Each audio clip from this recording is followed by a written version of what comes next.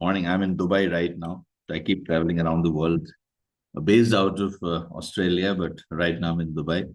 Um, Let me ask you some questions if we can have the polls, please. Um, yeah. So if you can answer these questions, that will help me to structure my program, and accordingly, I will.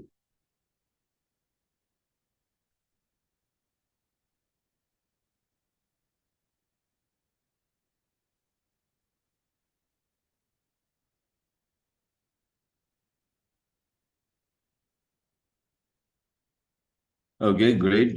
Thanks for answering this question. So I'll try, but maximum people are from manufacturing, if I see, and uh, and the second question is, anyone from healthcare? Okay, some people I see saw from healthcare also.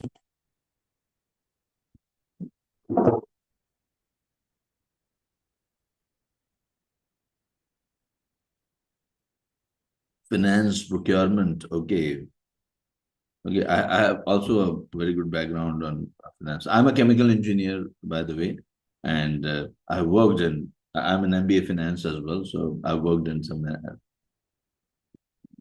later on after working for 10 years in petrochemical industries. I have worked in banks as well. The insurance company, AXA, Deutsche Bank, Riyadh Bank. After that, done lots of programs through Bank Muscat. Of course, started with the petrochemical industries, petrochemical companies, and hardcore manufacturing. Okay. Uh, so I see that, yeah, still maximum people are from engineering and operations. Okay. Okay, next question. Next poll.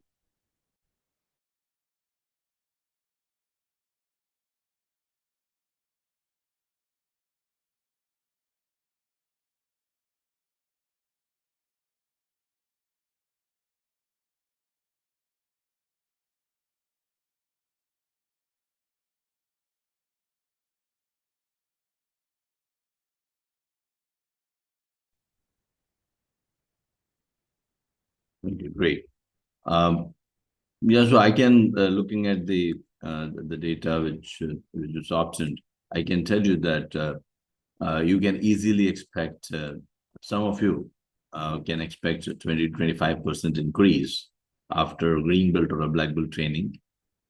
Some of you around 20%, and those who are already in higher brackets around 10 to 15%. And that's a must usually. And of course, there are exceptions which range from 50% to 100% salary hikes as well. Okay, so thanks a lot for participating in the poll, and again. Okay, so based on whatever you have told me, I have uh, just made my agenda accordingly.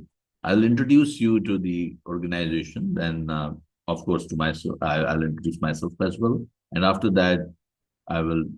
And if I think we can invite, if we have got not many people, we can invite people. You can interact. This is more like a webinar, so you can interact with me by writing the chat box. And after some time, once I've presented at least 1.5 hours, then after that, I'll invite you, everyone, whoever is participating. So I see around 25 of you are here, or who are there in the class right now. So I can invite everyone, and you can interact with each other.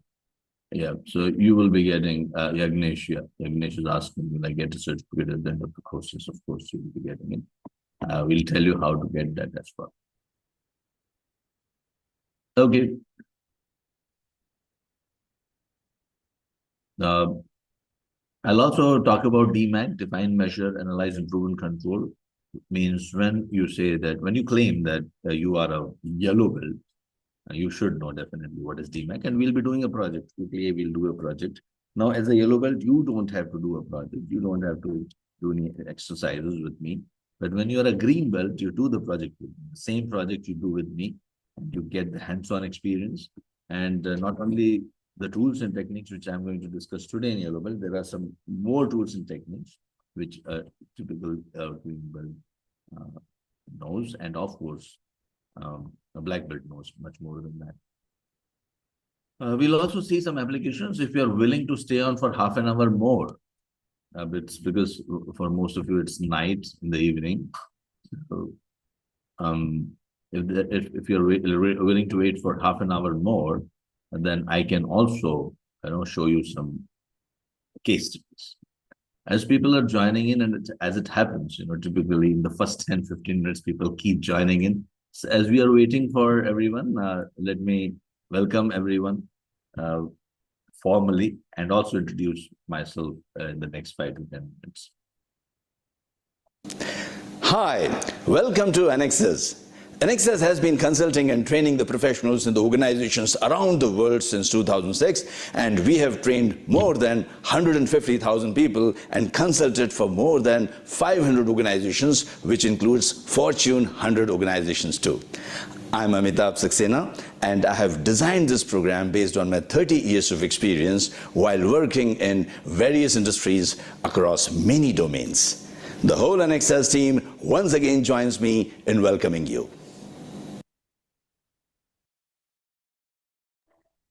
So I'm supported by around 25 people who are working on this training for this program, particular program, from back end, and on behalf of everyone, I would like to welcome. And also we have got multiple partners around the world. On behalf of everyone, I would like to welcome. About the organization, in fact, today, the reason we did this program today in Dubai time, or tomorrow for your time, is our foundation day, and we have been around for 18 years. Tomorrow our 19th starts, and trained more than 150,000 people in as a green belt, black belt, master black belt, and PMPs around the world. Also CPHQs, if you are from healthcare, you might understand what exactly it means. So lots of trainings around the world, almost covering all the continents. I'm a chemical engineer, as I told you, and MBA Finance. I'm actually a poet as well. I write poetry in Hindi and Urdu. And of course, I used to be hardworking a lot. I still work hard. I completed black belt certification. Actually, those days, when my organization, when I was working a petrochemical industry, they announced that I'm going to, in fact, they are going to launch Lean and Six Sigma, and they are going to choose top 10 performers in the organization to go for this black belt certification. So I thought I was one of those top performers. But unfortunately, the company did not think so, and they did not nominate me. But the good thing, what I saw was that the people who got nominated, when they underwent training and when they did projects, they really made a huge difference to the organization. So based on that, I thought that, next nomination, whenever this program is happening next time, I would be definitely part of this program. But unfortunately, the next time never happened. And because the reason was that all the black belts who got trained, in fact, they were picked up by some bigger industries, and they got some better salary packages. And the companies thought, those days I'm talking about, it was the year 1999. A company thought that, it's just, more of certifying the individuals and allowing them to get better salary somewhere else. In short, they couldn't retain people. But yeah, later on, after 2 years, they were open to training and as well as retaining the people by increasing their salary within the organization. Anyway, well, I did not wait for that second batch. I myself went to Europe, and then I invested a lot of money and uh, got trained. And those days, I'm talking about year 1999, sum was pretty high. As I said before you, I'm a Six Sigma Master Black Belt, data scientist, PMP, CPHQ, 34 years of experience, consulted for more than 200 organizations. Many of them are Fortune 100 companies. And guided more than 1,000 projects in multiple domains, almost all domains: manufacturing, finance, services, theme parks, Ferrari World, Warner Brothers. Then we have ADNOC, the largest oil company of the world. Uh, those who are aware of that, Aramco. Then logistics company, Maersk, the shipping company, and whatnot. Think of a domain, and I'm there. In fact, hospitals. Many of the best of the best hospitals in the UK, in Australia, and in Middle East, they are our clients. Okay, so this was a general introduction about me, and I'll show you some photographs also, just to make you trust as people are still walking in, joining in. Maybe spend 2 to 3 minutes to show you the photographs. But you too can achieve this, because I'm telling you about all these things because it's very much possible for you to achieve this and much more. In fact, you will be not learning from my experience, but also from the experience what my students have taught me, and I keep meeting them. This was my 15-year-old London program, 17 years old London program. This is Mumbai, Bangalore. I also take pride in telling that I was the first person to conduct the Lean and Six Sigma Black Belt training in whole of Middle East. That was in 2007. Novartis in Switzerland, they are our client. Most of our clients are in Europe and Australia. I have got a Australian residence, and but yeah, most of the time I keep roaming around the world because of clients. These are some of the awards at various forums. Z Business Show, we I am had Shekhar uh, Suman, I and had a I wish to series of congratulate all the Six Sigma presentations. certified black belt from Anexas. All the best. So Z Business is a very widely viewed TV network in India, and in Gulf News, and also lots of TV programs in Middle East also we have featured. American Society of Quality, I've been a keynote speaker 3 times, and total 10 times, 8 plus 3, or 11 times, I have been invited to speak in the World Quality Conferences. This year it was in May, I was there.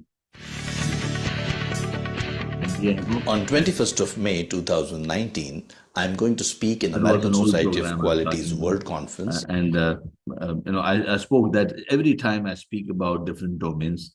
In 2019, I spoke about banking applications.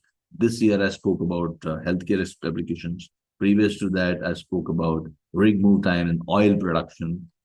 Before that, it was in chemical industry. Before that, it was in one of the rubber industries.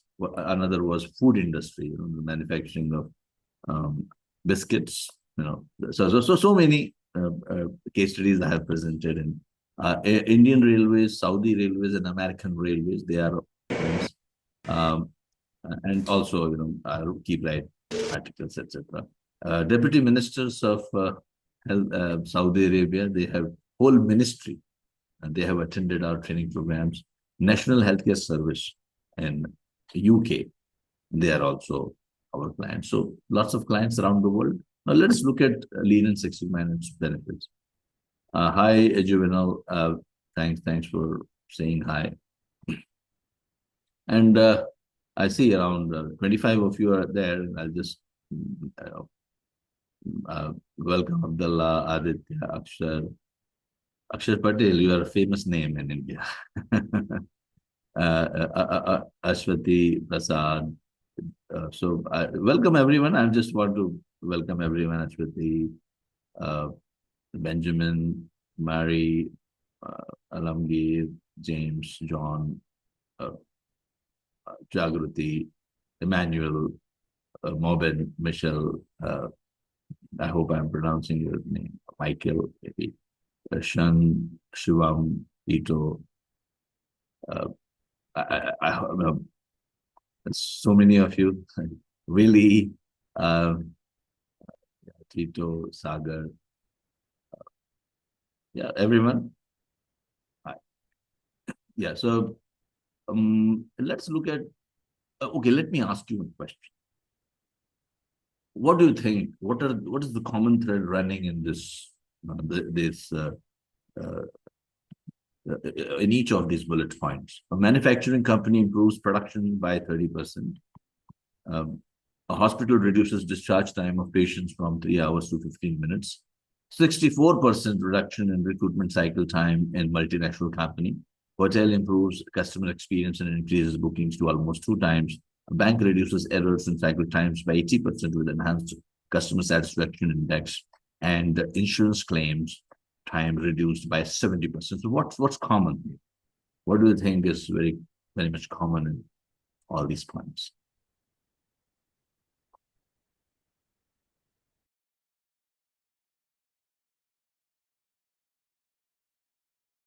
So Benjamin is telling reducing waste, for example, is errors in time. Okay, that's right. Okay. They're reducing their work cycles. Yes. Waste reduction. Okay. So many of you are aware of waste, it appears. So Lean and Six Sigma is much more than that. But you are right. In fact, the waste, something called as the waste in a process. Positive changes. Harish is telling, Rupun is telling time optimization, and Mohammed is telling process improvement. Elaine is talking about hotel improve the customer experience. Yes. And Sagar is telling waste production. Sure is telling they are reducing their work cycles. Yes, Sagar is telling. So all of you are right. Removing unwanted work. Actually, is also telling that. Eric is talking about quality improvement. So see, all of you are right. And one of the common things is that all of them are Lean and Six Sigma projects. So what is Lean? See, if you ask me in one sentence, can you tell me what is Lean and Six Sigma? So, you're going to learn in 2 hours what is Lean and Six Sigma, and you'll be getting introduced to that. But if you ask me in one sentence, tell me what is Lean and Six Sigma, I would tell you that Lean and Six Sigma is a methodology to improve your processes using projects, using your processes using projects. Now, what is the basic definition of a process? Process is something which is repetitive in nature, which keeps repeating, which keeps happening. Like producing a particular product is a process. Providing a particular service is a process, because you keep doing this again and again, day in and day out, to keep on doing that. What is the project? The basic definition of a project is that it is a starting point and it is an end point. It doesn't exist after some time. So when you are talking about a project, it has got a specific duration, it has got a specific life. It doesn't exist after some time. So if you see, when we are talking about the project, you'll always find that project will be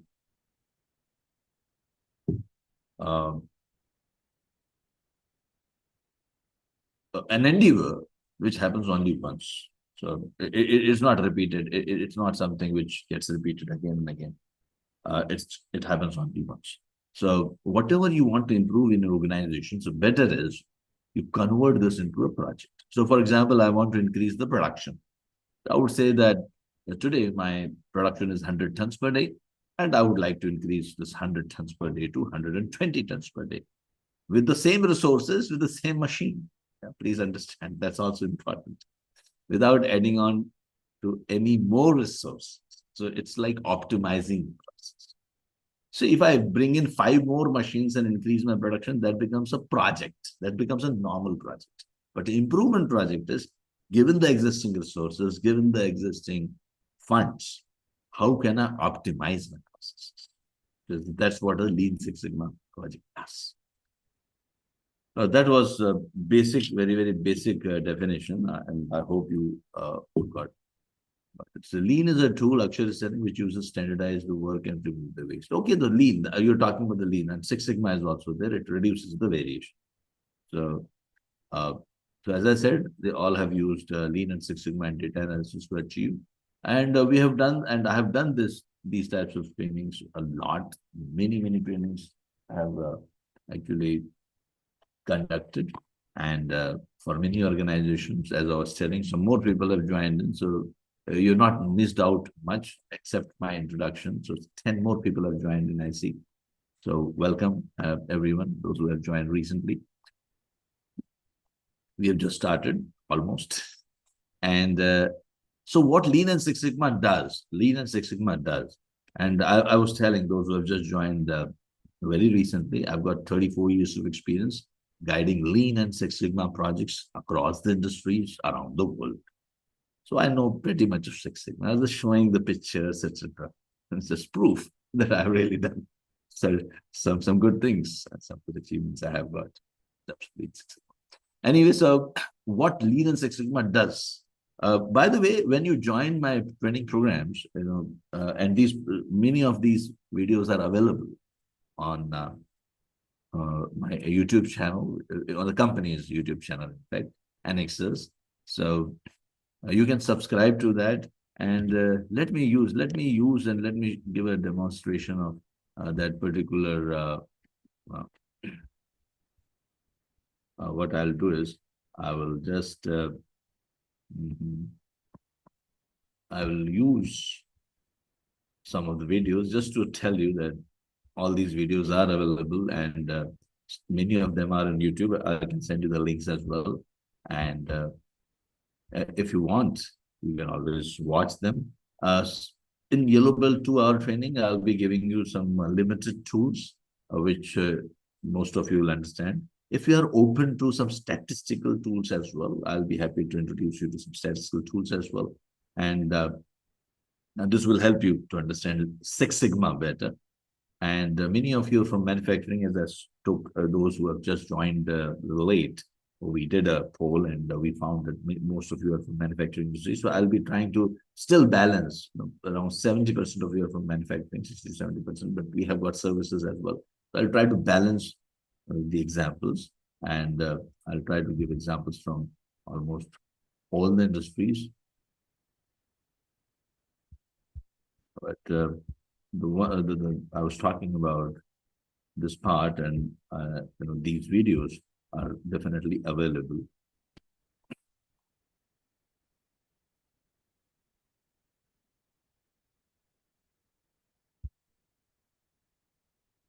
Hi. 2006, and a little bit. Okay, so what I'll do is I'll jump to the history. I'll tell you about the history, what Lean and Six Sigma is, and before that, quick look at what Lean Six Sigma is. And in various organizations. So what does Lean and Six Sigma bring it for you? Lean and Six Sigma reduces the costs, reduces the defects, wastes, rework, cycle times in a company. It also improves the quality, production efficiency, productivity, customer satisfaction, capacity, profitability, and resilience. And which CEO would not love a person who can help the company achieve all these things? So, well, Lean and Six Sigma green belts and black belts are those individuals who can do improvement projects in the organization by choosing improvement opportunities and converting these improvement opportunities into projects. It all started in Motorola when Bob Galvin, the CEO, took a challenge saying that I would like to improve everything by 5 times in the organization. And he was told about some statistical tools and techniques which Bill Smith and Michael Harry were using to improve the processes. Bob Galvin was so much impressed with what Bill Smith and Michael Harry were doing, he told them to develop a methodology which, if applied to the organizational processes, can improve the processes. So he was particularly impressed with what Bill Smith and Michael Harry were doing. They were choosing improvement projects. Now, what is the definition? As I told you, definition of a project is it has a starting point, it has an end point, it doesn't exist after some time. So Bill Smith and Michael Harry would translate the improvement opportunities in the organization to projects, and applying tools and techniques of statistics, they would find the root causes of the problem, and then after solving the root causes of the problem would impact the organizational bottom line. Both of them developed Six Sigma DMAIC methodology. They started training the green belts and black belts. Green belts and black belts were the people who could fight all the quality related problems in the organizations. Six Sigma brought in a lot of benefits for Motorola, and it also won Malcolm Baldrige Award in 1988. Jack Welch of GE was... So in fact, Jack Welch of GE was the person who made Six Sigma what it is today. And he was so much impressed with this methodology that he told his employees that if you are not a green belt, you will not be promoted. So everyone wanted to be a green belt, and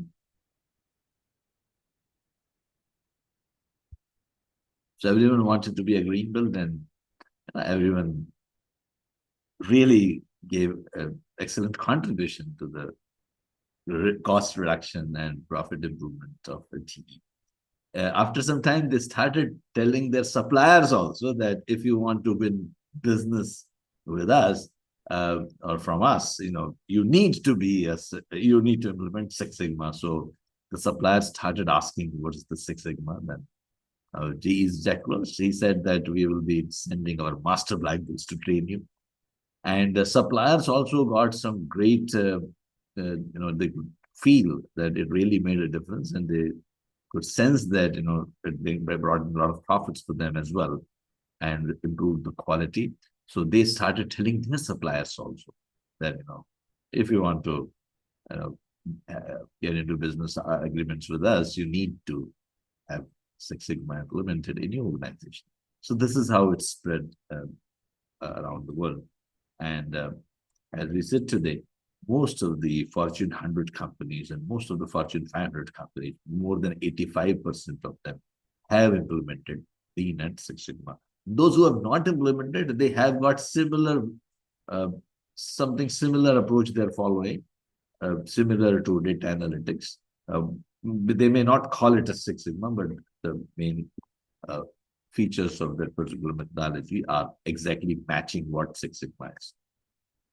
So we are talking about two things, Lean and Six Sigma. So many of you, it appears to me, they are aware of what is waste, what is Lean, etc. By the way, the way you actually responded to some of my questions. But I'm going to assume that you don't know anything. This program is an introductory program for everyone. So I'm going to start from ground zero. And after 1 hour or so, then I will complicate the things and make it complex. So some of you might be interested in a little bit of deep statistical understanding of what Six Sigma tools are. So I'll be happy to talk about them. And then we'll be doing a project. We'll take up a simple project from a process which everyone understands. So the idea is to teach you the tools and techniques. And these tools and techniques can be applied to any process in any industry. And that's the beauty of it. You don't have to say that you're attending a Lean and Six Sigma for manufacturing, or Lean and Six Sigma for healthcare, or Lean and Six Sigma for banking industry. All the tools and techniques are exactly the same for logistics, for theme parks, for any company dealing with manufacturing of garments, or manufacturing of oil, or manufacturing of petrochemical products, manufacturing of household products, whatever it is. Every tool and technique is applicable to every process, because all of us are engaged in process. And before I go into the details, let me ask you, and how many of you have just write yes or no? Because based on that, I'll get an indication how simple I should, at what level I should start. So how many of you have attended before any of the very introductory program on Lean and Six Sigma, and I'm talking about Six Sigma as well. So I'm talking about not only the waste, but also the variation. You are aware of the normal distribution, and you're aware of the something called standard deviation, etc. So how many of you have done a program like that? Just write yes.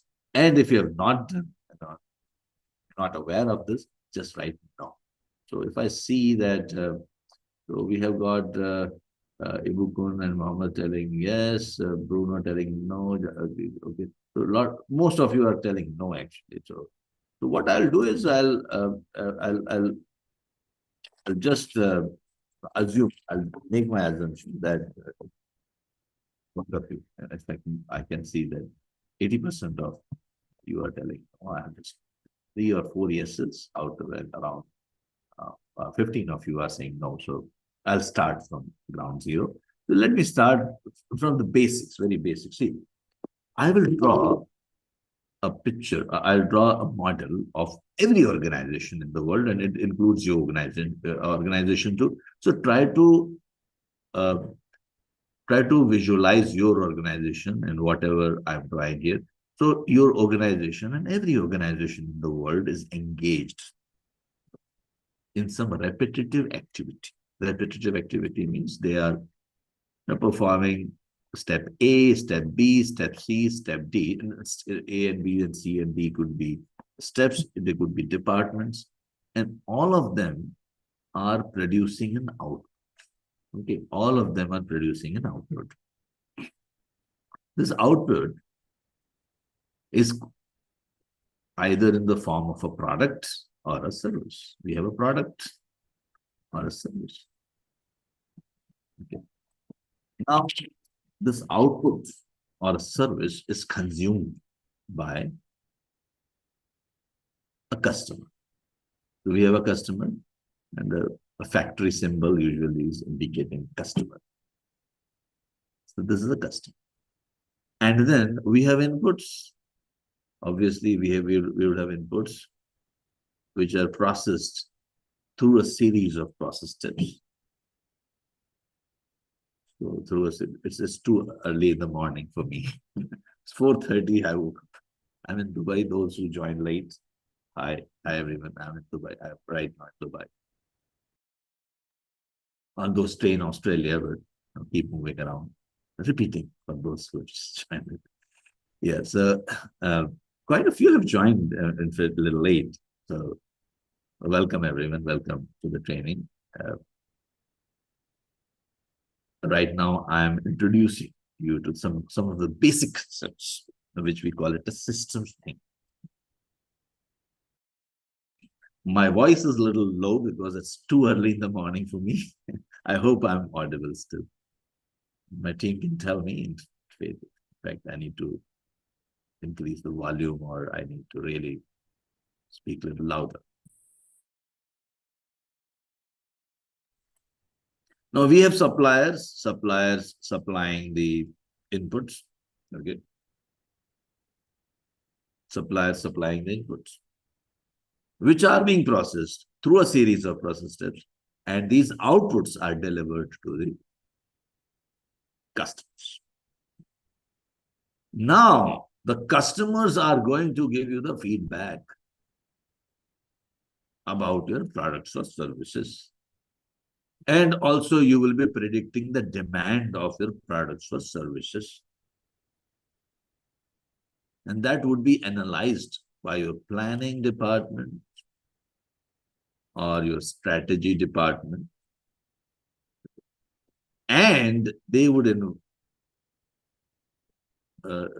inform the suppliers to provide these inputs based on the demand, and also based on the feedback. The planning and strategy team will advise the departments and the processes to make changes to the standard operating procedures so that they are able to satisfy the customer. The ultimate objective is to create value for the customers. Now, please understand, the customers are not interested in the products or the services. Customers are interested in the value they derive from your products or services. I'm repeating, customers are more interested and in fact, only interested in the value they derive from these products and services. So these products and services, just to give an example, like suppose you are manufacturing a car. So output is the car, the product.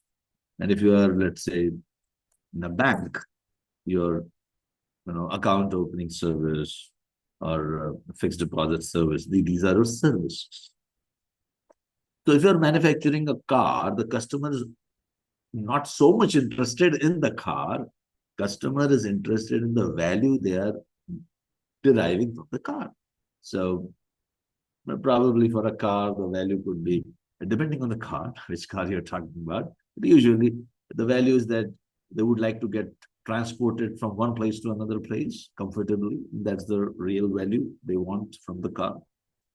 If it's Ferrari, then there's something more, maybe pride is associated with that. Speed is something which might be of value to them. But in any way, they are more interested in the value as compared to the product or the service. Because if the product changes, if they get something, the same value from any other product or a service, they would not be hesitating to, go for that product. So they're not in love with your products. They are in love with the value which they are getting from your product. So please remember, so we are creating value for the customer. Now, how we are creating a value through a stream, this is how we are creating it. This is like a series of steps. So typically we have a silo mindset. Silo mindset means I belong to department B, and I don't, I go in the morning at 9 o'clock and come back at 5 o'clock, and I do the 10 things my boss told me, and I'm done. That's what I'm interested in only in my department. I don't know what's happening before me and what's happening after me. So instead of silo approach, you should have systems approach. You should be knowing that you are a part of a system, larger system. And this is how every organization operates. Every organization operates as a system, and they are part of the system. And you are also an element of that system. So the first thing, a process improvement specialist, a green belt or a black belt, or of course a yellow belt, they develop is they have a systemic thinking, systemic approach. And this diagram is also known as systems map. And more popular name, and some of you might tell me, what is the very popular name of this diagram? Some of you, if you have attended some of the introductory programs previously, you might guess it. And this is known as value stream map, means how the value is created for my customer. This is known as value stream map. Mohammed already told me about that, VSMS. So the inputs are getting converted through a series of steps, and you are producing an output which is consumed by the customer, and then customer gives you the feedback, and then planning and strategy team informs the suppliers to provide the inputs. And this is a stream, how the value is created in your organization. So that is why it's a value stream of map. So usually we start with the value stream map. Now I just started with the basics, some of the things. Many of you said that you have not attended any stream program, and I'm assuming I'm starting with ground zero.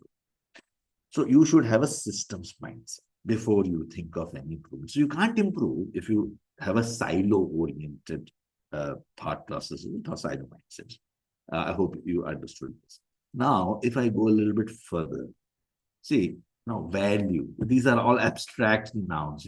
I want to create value for the organization. But the important thing is, see, you cannot improve if you cannot measure. You cannot improve if you cannot measure. There are 3 rules, in fact, we follow in Lean and Six Sigma. The first rule is you can't improve if you cannot measure. Second rule is that everything can be measured.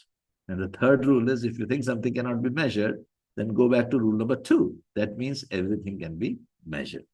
I will tell you in a short while, after let's say 15 or 20 minutes, how to measure everything in your organization. And that's very important, because unless you are able to measure something, you can't improve. So how to measure? Because I also said everything can be measured. So you'll be interested in knowing how can I measure so many things. So we'll come to that in a short while, but value has to be measured. Now, usually the value would be measured in terms of, we can call it as measures. In Lean and Six Sigma, we call it as CTQs. It's something like that, that uh, most of you, you said that you have not attended any training. So I'll just a little bit more basics I will cover. So when I check with the customer, Mr. Customer, what do you want? And customer will tell me lots of stuff. I want my product on time, faster delivery. Think of any product. If I'm running a restaurant, let's say, so I want a coffee shop. Let's say I'm running a coffee shop. I want quick delivery of my coffee. I want hot coffee. I want a nice ambience. Ambience should be very good. Cleanliness. All these things. And of course, I'm just writing the short form. So generally, we'll collect the sentences. I want quick service. Can you be a little fast? Oh, I like your fast service. So all these things are clubbed together using affinity technique. Affinity means, you get hold of all the similar thoughts, similar sentences provided as a feedback from your customer. In an affinity diagram you use to club the similar things together. So all the things related to faster delivery, that's what I got it from my customers, and I get a measure. Measure is, we call it a CTQ, critical to quality measure. So for example, in a coffee example, I can say fast delivery. So I would say measure could be turnaround time of delivering a coffee. So cycle time, I can say cycle time. Hot coffee, it could be the temperature of the coffee. And cleanliness, I can give a rating of 1 to 5 for cleanliness. Or it could be clean or unclean. We can have attribute data also. And then I will have a specification limit. Please remember those words, specification limit. Specification limit is set by the customer. Please remember, specification limit is set by the customer. And customer is not only your external customer, the user of the product. Customer is also your sometimes senior management, your shareholder, sometimes the government.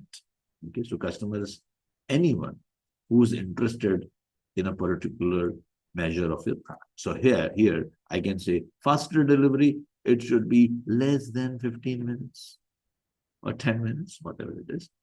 Temperature should be greater than, let's say, 80 degrees Celsius.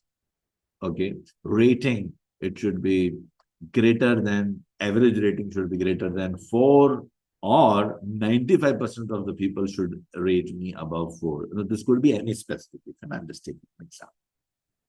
And if you combine these two, measure with the specification limit, if you combine the two, we call it as KPI, OKR. There are various names in various organizations. You have got these names. Like these are you have to, your cycle time should be less than 15 minutes. Temperature should be greater than 80 degrees as you serve the coffee. And the rating should be, overall rating of cleanliness should be, I will ask people to rate my coffee shop. And I should get an average rating of more than 4, something. Or every time I should get 4. 90% of the time I should get 4. But the specification could vary, but you can decide. Now, these are the things which we call it CTQ. Now, the three CTQs, critical to quality characteristics, would always be present in all the products and services in the world. What are they? They are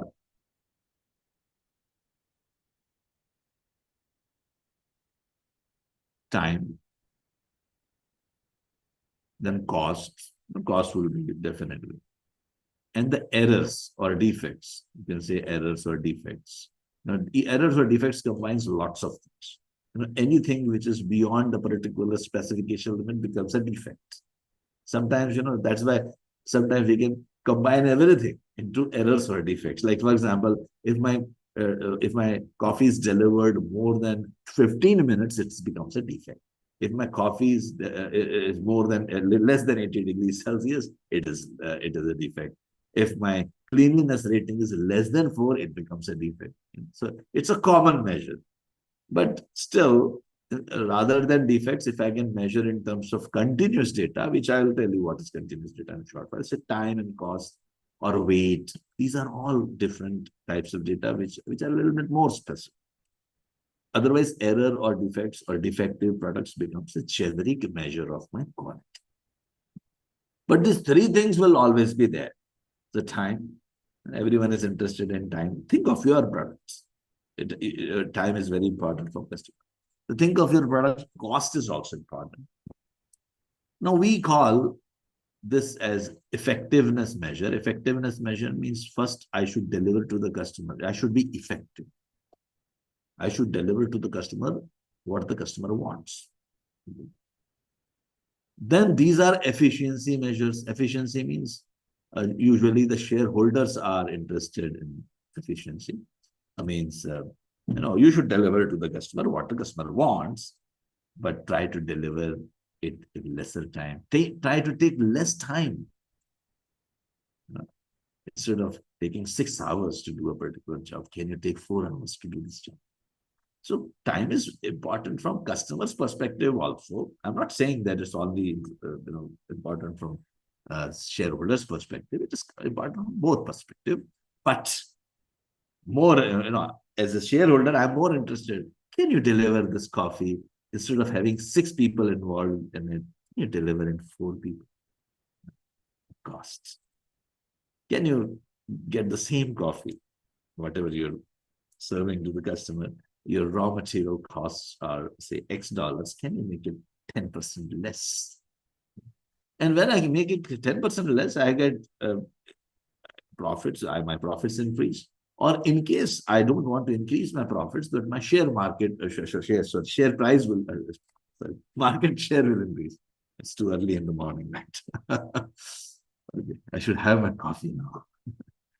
I couldn't even prepare the coffee. I just woke up and started. So, as I was telling that my market share will increase if I reduce my coffee, right? Reduce my cost. Actually, I was smiling, so I got deviated. I got distracted.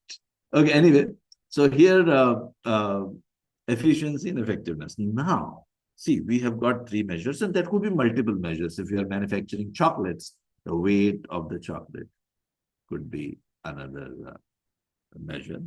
If you are in a hospital, the mortality rate could be another measure.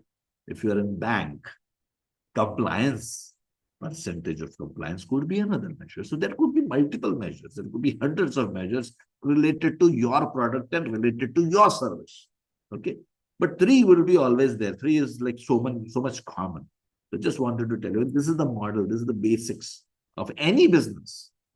It's not specific to any particular domain. It is for every business, be it education, university, school, and pharmaceutical industry, and so on and so forth, any industry.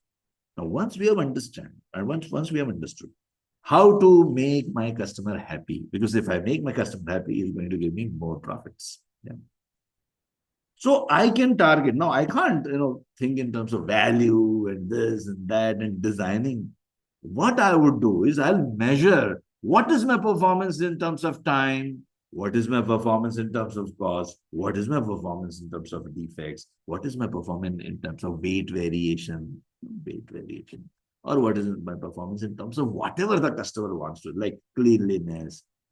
And if I'm really not doing well, let us say my delivery of my coffee is 80% of the time I'm not giving within 15 minutes.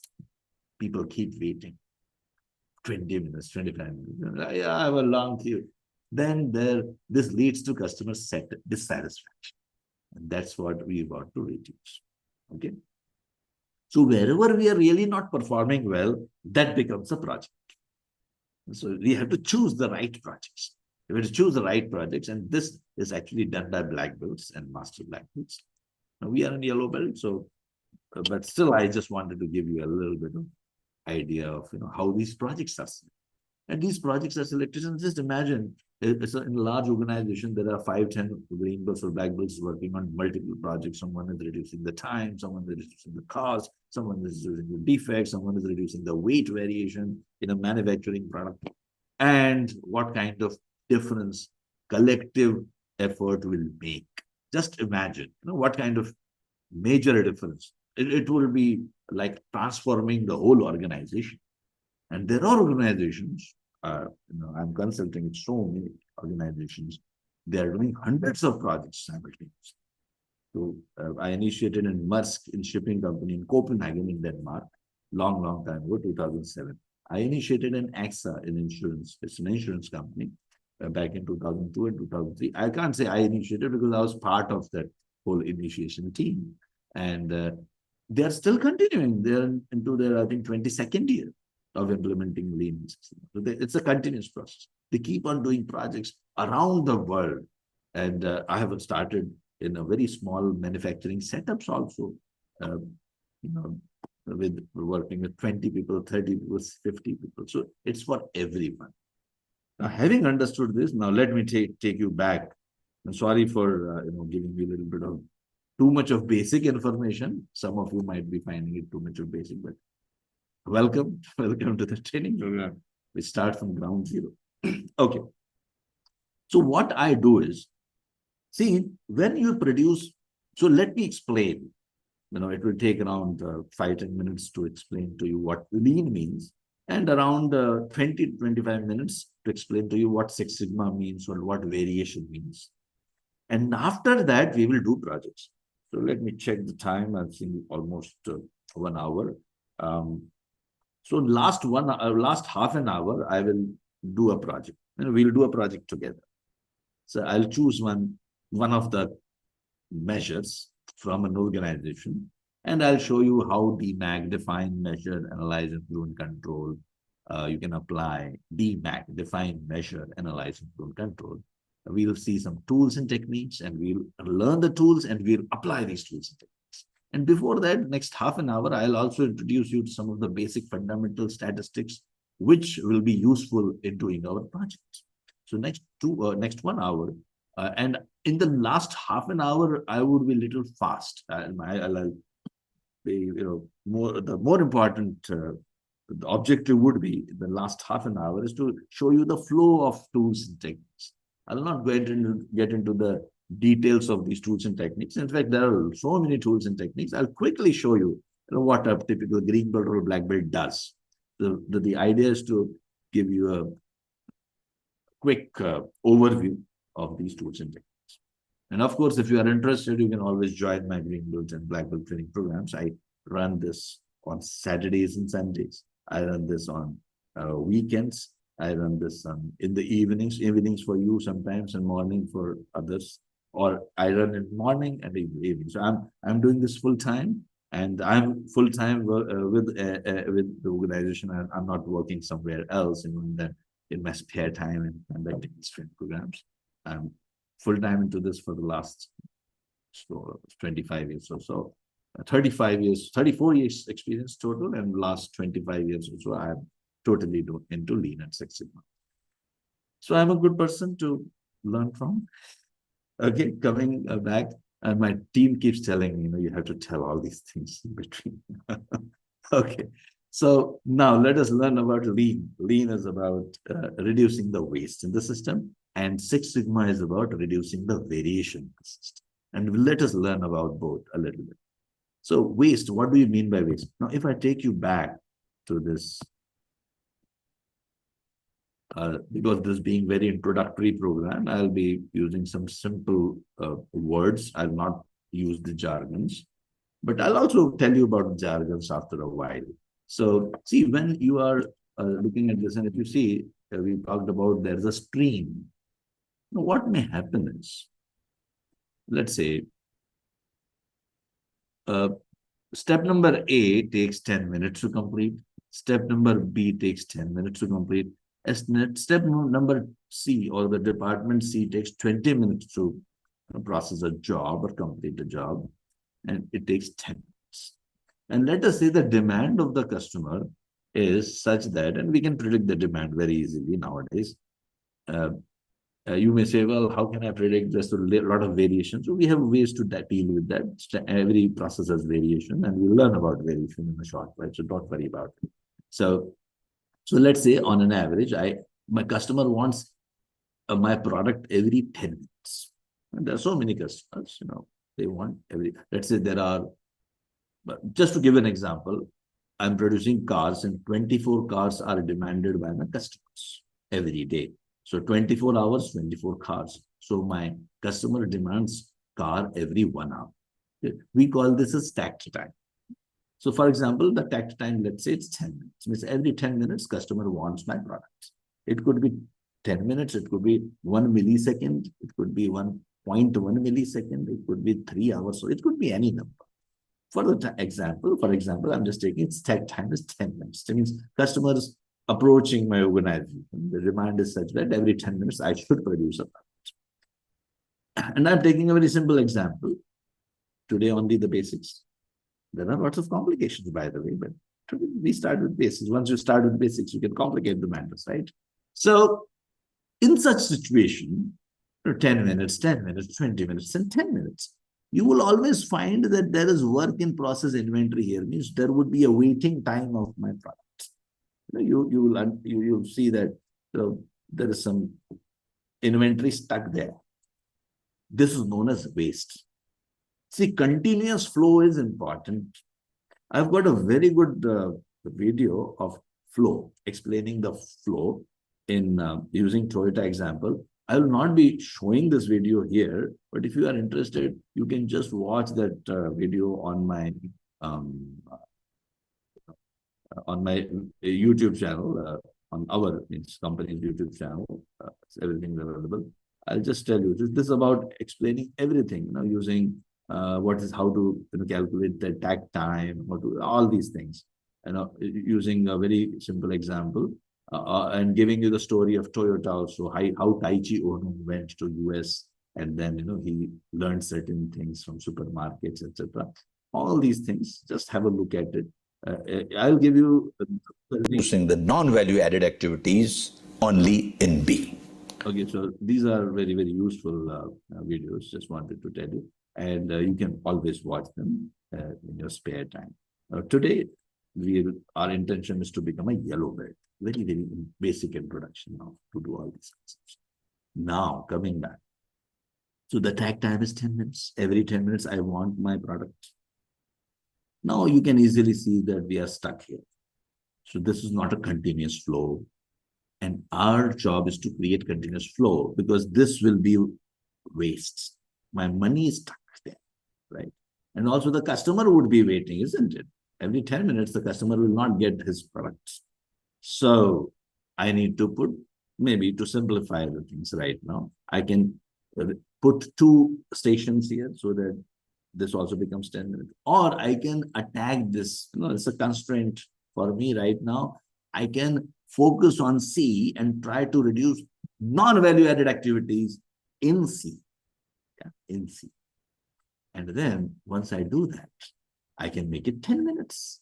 Or if I can't make it 10 minutes, given the technology constraint, then I can at least put 2 workstations there, and I can create flow, continuous flow. So continuous flow is important. And not only that, I should create this flow in my receiving the inputs also. I should create this flow in all my suppliers also. Suppliers should also not have warehouses. They should also not store things, because they are wasting their money in storing the things, which they are going to charge me, and I have to pass on to my customers. So if I want to reduce the costs of production, I need to reduce the warehousing, inventory, storage costs throughout my suppliers and suppliers and suppliers. So this is about a long chain in supply chain. You have to implement this. This is the whole concept is known as lean, identifying the waste in the system. And there are different types of waste. Just to cut the long story short, I'll just tell you, I have to focus on both Six Sigma and lean. So I'll not give you some examples, multiple examples on lean. I'll quickly talk about the wastes. There are typical 7 or 8 wastes, as they say. So easily I can say waiting is a waste. I've got a full video explaining the waste, the 7 or 8 waste, again available on our YouTube channel. Please subscribe to the YouTube channel. Some of the videos have got more than 1 million views. The video called FMEA, yesterday I checked, it was 1.2 million views. Then people are finding it useful. I'm sure that you will also find it useful. FMEA is failure modes and effects analysis.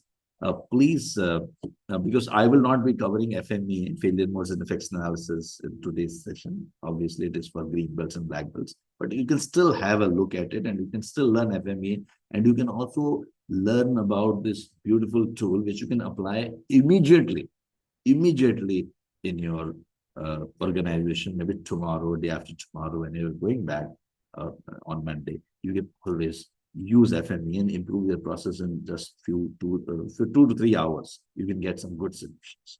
So it's such a powerful tool. So there are many tools like that, and I'll be giving you the links. You can always have a look at these videos, and they are very simple explanations using an example of a day-to-day life example I've taken, and you will learn the tool. Then you apply this to your organization.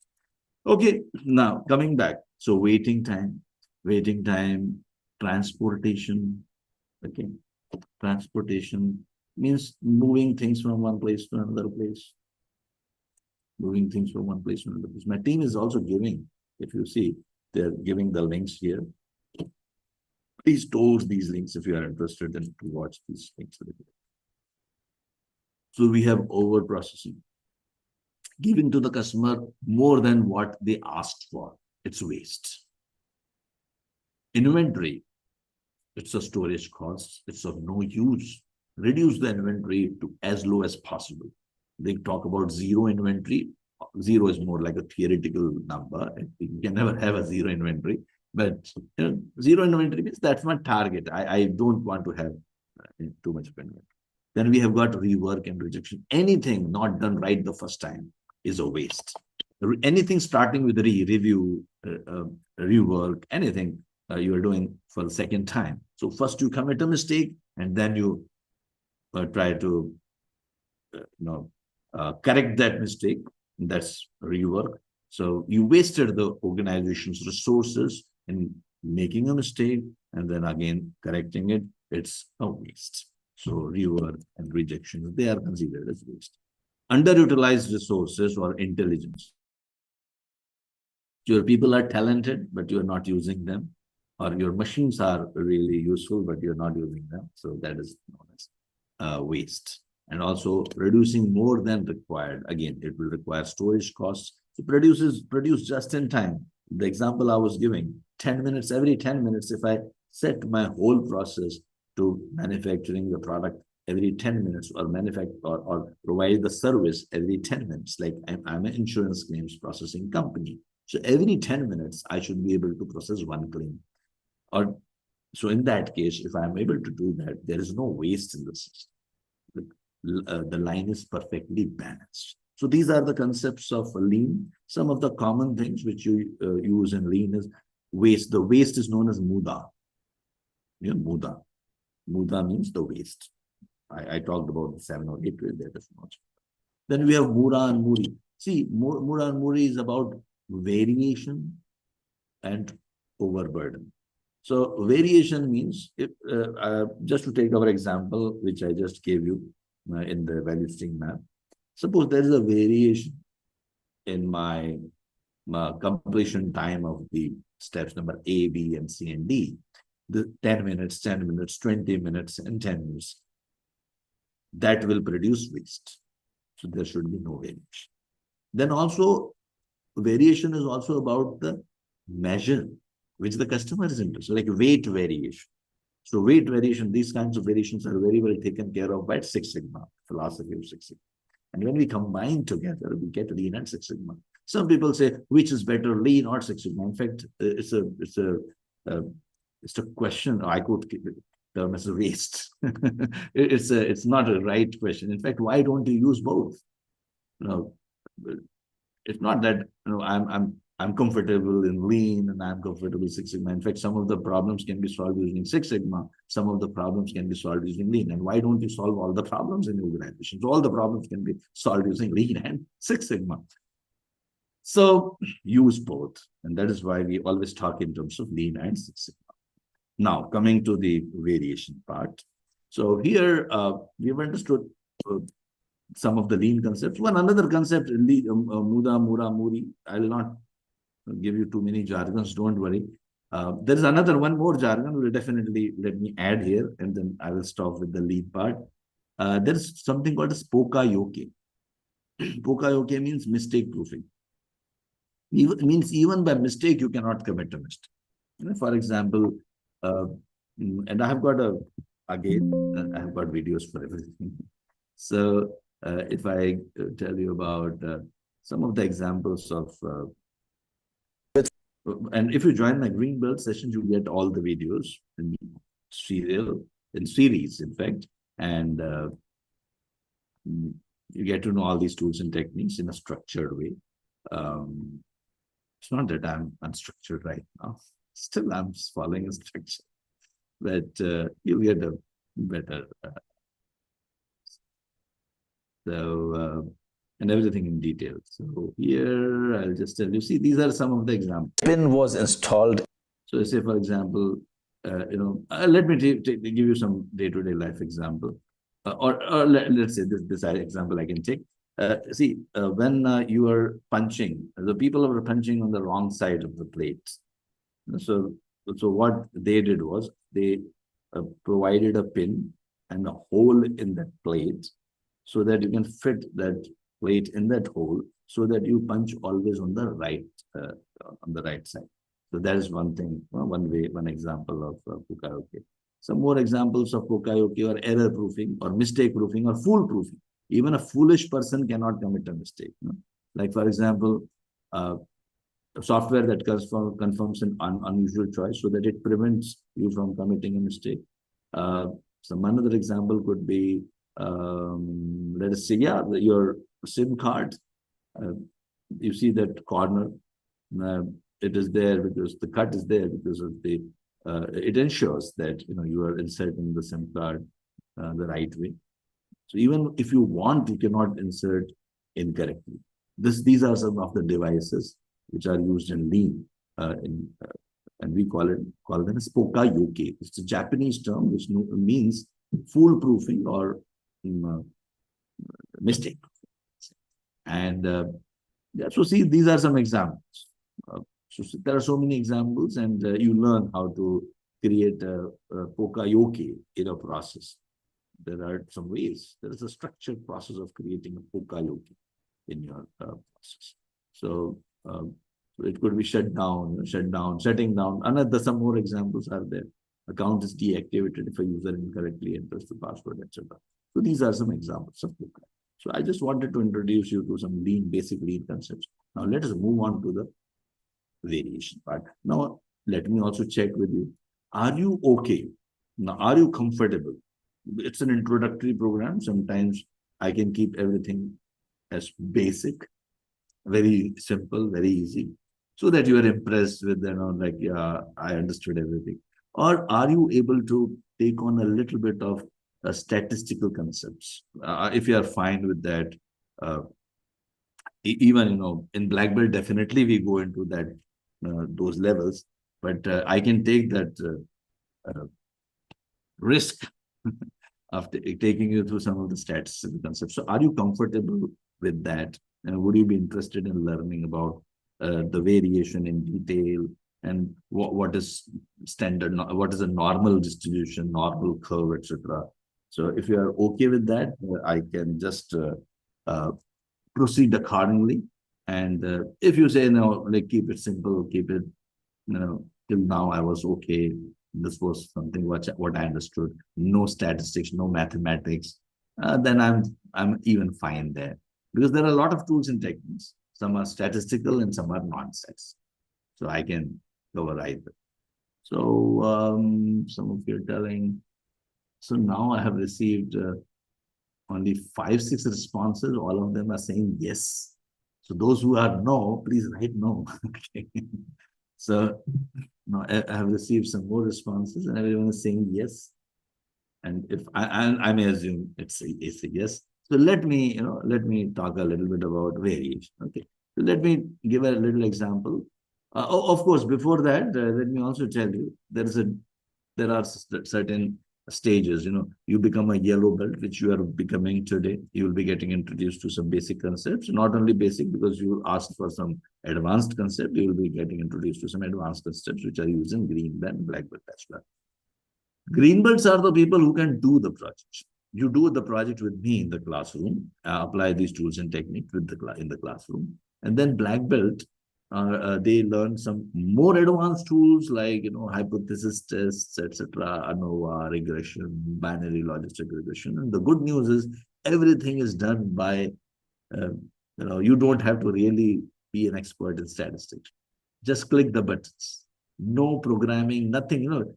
Life has become very easy now. So you have to just know how to click the right button. So you have to understand the concept. Everything will be done by the software. In this software we provide, when you join this session, we provide you the software, lifetime access to the software. There are so many softwares available. It's not that. There is one software only, but you can use either of them, and every software is available free of cost. There are so many tools available, but we never use them. So you will learn how to improve any process in any industry. Master Black Belt is a person who can train others, who can guide others, who can walk into an organization confidently saying that I can make huge transformations in the organization, because he or she can guide the green belt and black belt projects. They can run the whole program. They're more like program managers. Black belts are like project managers. They manage the projects. They complete the projects. And the master black belts, they manage the whole program. They have black belts and green belts working under them, and doing some real good positive, creating some positive impact on the organizations.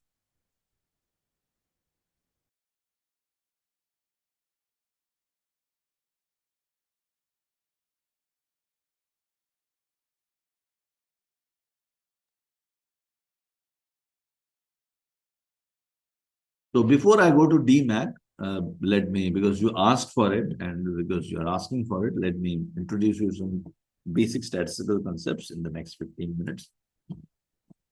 And by the way, we also have training programs. Nowadays, AI is there, so everything can be translated so easily. But a live Hindi program, and I'm speaking in Hindi as well, as available on our platform. If you are interested in that, it's also in case you are interested. And that is also available. Hindi Yellow Belt is also, the link is there. If you are interested, you can find it again on my YouTube channel. Okay, so let me describe this part, and let us take a simple example. Okay. Let us take an example. Let's say you are manufacturing chocolate. Okay. And the chocolate should be, your chocolate should weigh, let us say 100 grams plus minus 3 grams. Okay. This is the specification given by the customers. And I repeat, the customers could be your customer, end customer who consumes the chocolate, or customer could be your management, your shareholders. So don't give too much of chocolate. And the customers are telling that don't give me less than what you were promising. So here, my lower specification limit. Please remember specification limit. I hope you remember what is specification limit. I just told you here. Remember those words. Specification limit is set by the customers. So lower specification limit is 97 grams, and upper specification limit, USL, is 103 grams. I hope you are with me. Okay, please let me know if you are with me. Now, if when I'm manufacturing the chocolates, and if you don't understand anything, because I'm talking about some statistical concepts, if you don't understand, feel free to ask questions. Okay. So I'll just put my specification limit here. Lower specification limit is 97 grams. Upper specification limit is 103 grams. Okay. Now, when I collect the data, the beauty is if I just collect 20 to 30 samples from any process, any product, it will give me fair information about the whole population. I may be producing 10,000 or 100,000 or 1 million chocolates, doesn't matter. 30 chocolates will give me good information about what's going on, what's happening in my process. So here, if I look at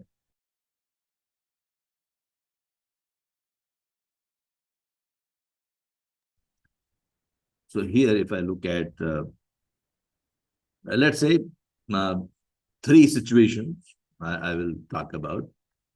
Let us say there's a, let's say there are three machines I'm having, or three vendors, three companies. Let's talk about, I have three vendors, okay. And one, if I collect the chocolates of one vendor, most of the chocolates are 100 grams. But some of the chocolates are going above and some of the chocolates are going.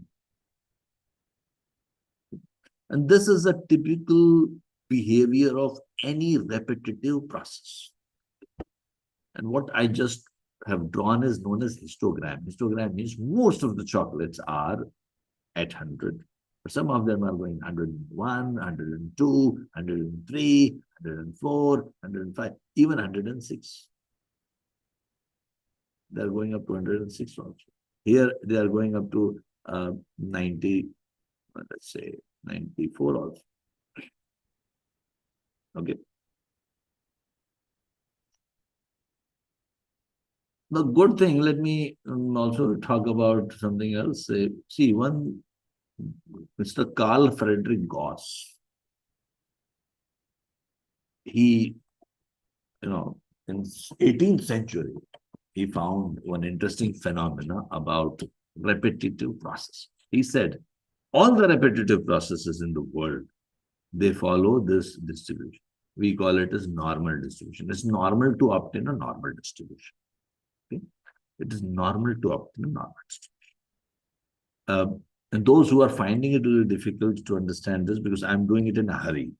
Okay, this part I'm explaining in a little hurry. It should require at least 1.5 hours of explanation, but I'm doing it quickly. So if you don't understand, please rewind the video. Video will be given to you. Right now, this is live, by the way, but video will be given to you. So you can always watch this video 2 or 3 more times and you will understand what I'm trying to explain. So Mr. Gauss, he found that most of the processes in the world, they have got this probability distribution. So if I'm traveling to my house every day from my office, or from office to house, office to house, or office to home to office. If I'm traveling, let's say I'm taking 30 minutes. Okay. But not every time I'll take 30 minutes. Sometimes I'll take 35 minutes, 40 minutes, and then 45 minutes. So this is a typical probability distribution of every process. Any repetitive process, anything which you are repeating. So now coming back, now here you can see that there are defects in the process. There are defects. We call them as defects. What are the defects? These are the defects which are not satisfying my customers. If I give less, the user is unhappy. If I give more, my management is unhappy. We call it as defects.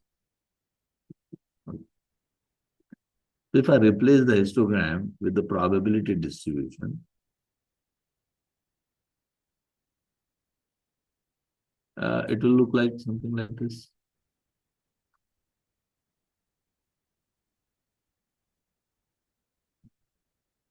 When I'm producing defects. And approximately, I can say I'm producing, say, 20% defects. Approximately. Here around 10% defects, and here also I'm producing around 10%. 20% defects. Now, another process could be something like this.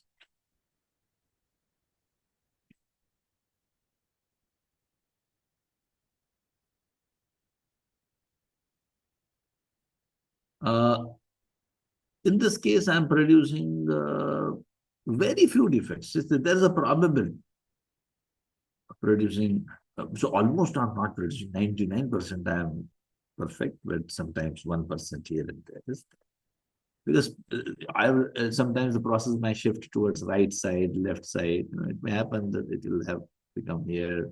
Sometimes it will some environmental conditions and market conditions may shift my process here and there. So I'm likely to produce errors. So I will say I'm producing, let's say, 1%. Okay. And now let us think of another scenario, let's say, where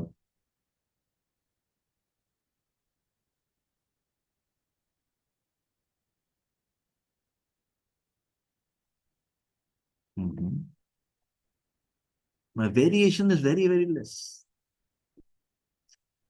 I'm following a very strict operating procedure. Everyone is doing exactly the same way. Machines are maintained properly.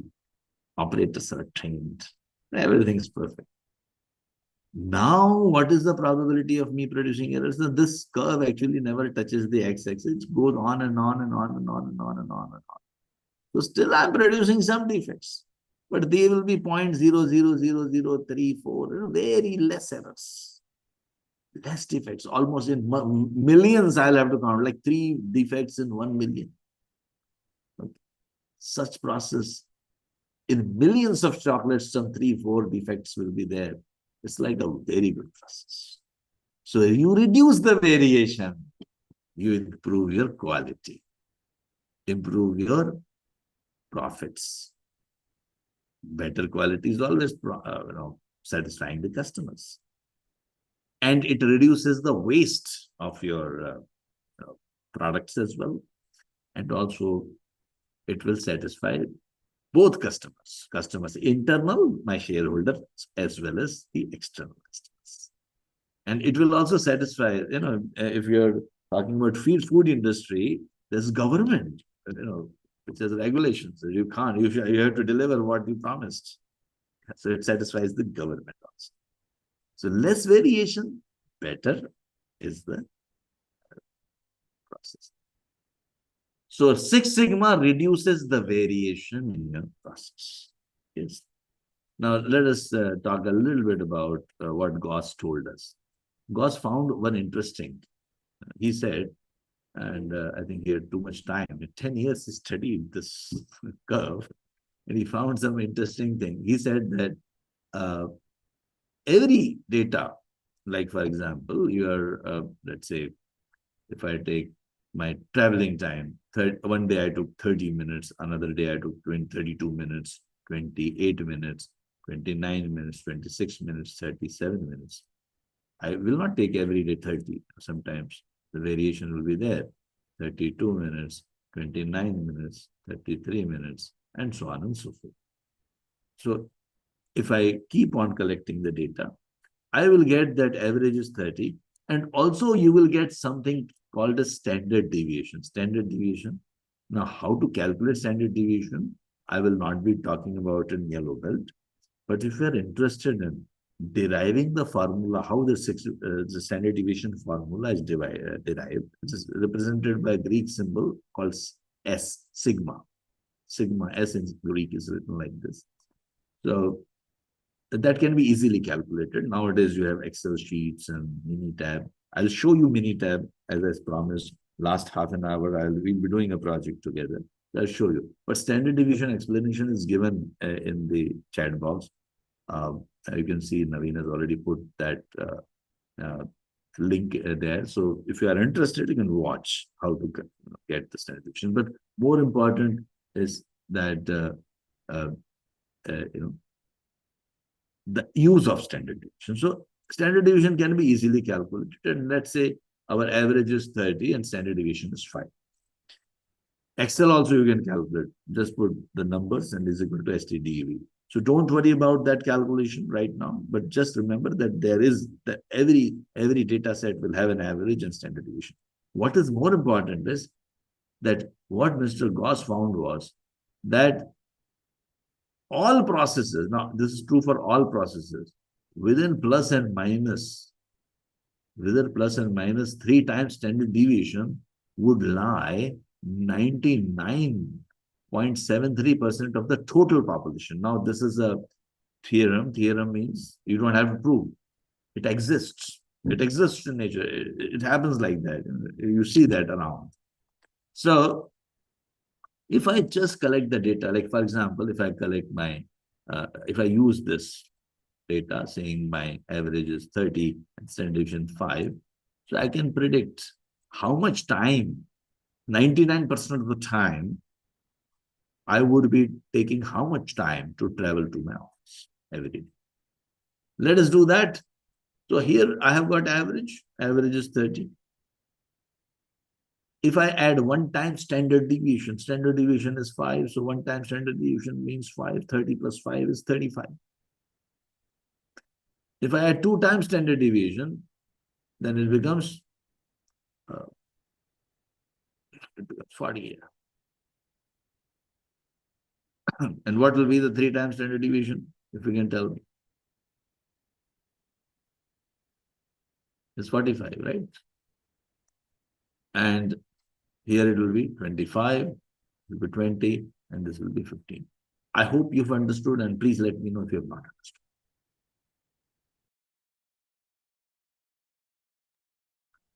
Have you understood this? Are you with me? Till now, are you with me? Yeah.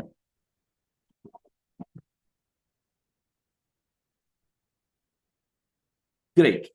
So we will name this as lower control limit, and this will be called as upper control. Now, please remember, this is again a limit, but this is not the specification limit. This is the control limit. Control limit is voice of process.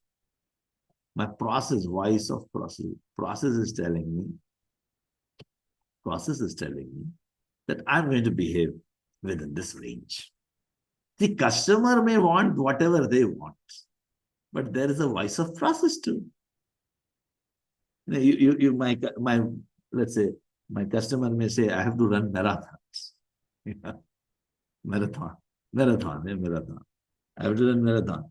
Now, customer may like me to, but I'm not capable. My voice is at the age of 56.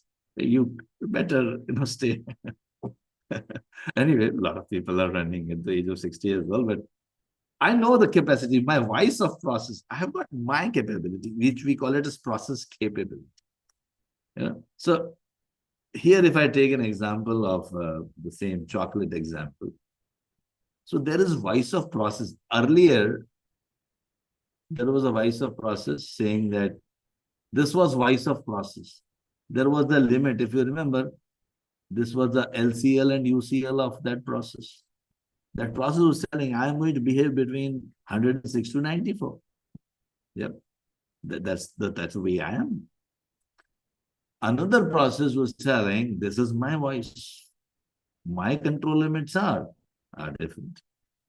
Now you tell me, control limits should be narrower or specification limits should be narrower.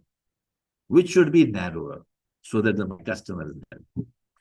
In other words, voice of process should be narrow or voice of customer should be. This is the voice of customer. Customer is telling, give me between 97 to 103. Voice of process should be narrow, isn't it? I hope everyone got it. I hope everyone is with me. Only 3, 4 responses I'm getting. So maybe I've lost some of you. Okay. But in a way, we are saying that voice of process should be narrow. Now, the best part about all these things is you don't have to do all these calculations. Everything is done quickly. So I'll show you a project. I'll take you through a project. As a green belt and black belt, we do a project as well. Right now, I'll just show you. We have Minitab, Excel sheet, every. I'll just use Minitab. Excel also it's possible, but you can easily get these, graphs and charts. very easily by clicking some buttons, which you will learn. It's just hardly take 5 or 10 minutes to learn these tools and techniques in the classroom. So this is an average is 50. This is the recruitment cycle time. We are trying to reduce the recruitment cycle time in the company. So here 50 is the recruitment cycle time, 50 days, and standard deviation is almost 5 days. Okay. So here you can easily get all these things. And so don't have to really worry about, just learn the concept. The remaining thing is done by the softwares. Don't have to really worry. So understand the concepts. I hope you are with me and I have not lost you. So I hope you are still with me. Okay. So the whole idea is to reduce the control limit. So here, if I just put it this way, like I'm just putting these limits, lower control limit and upper control limits. So your process will be behaving within these limits.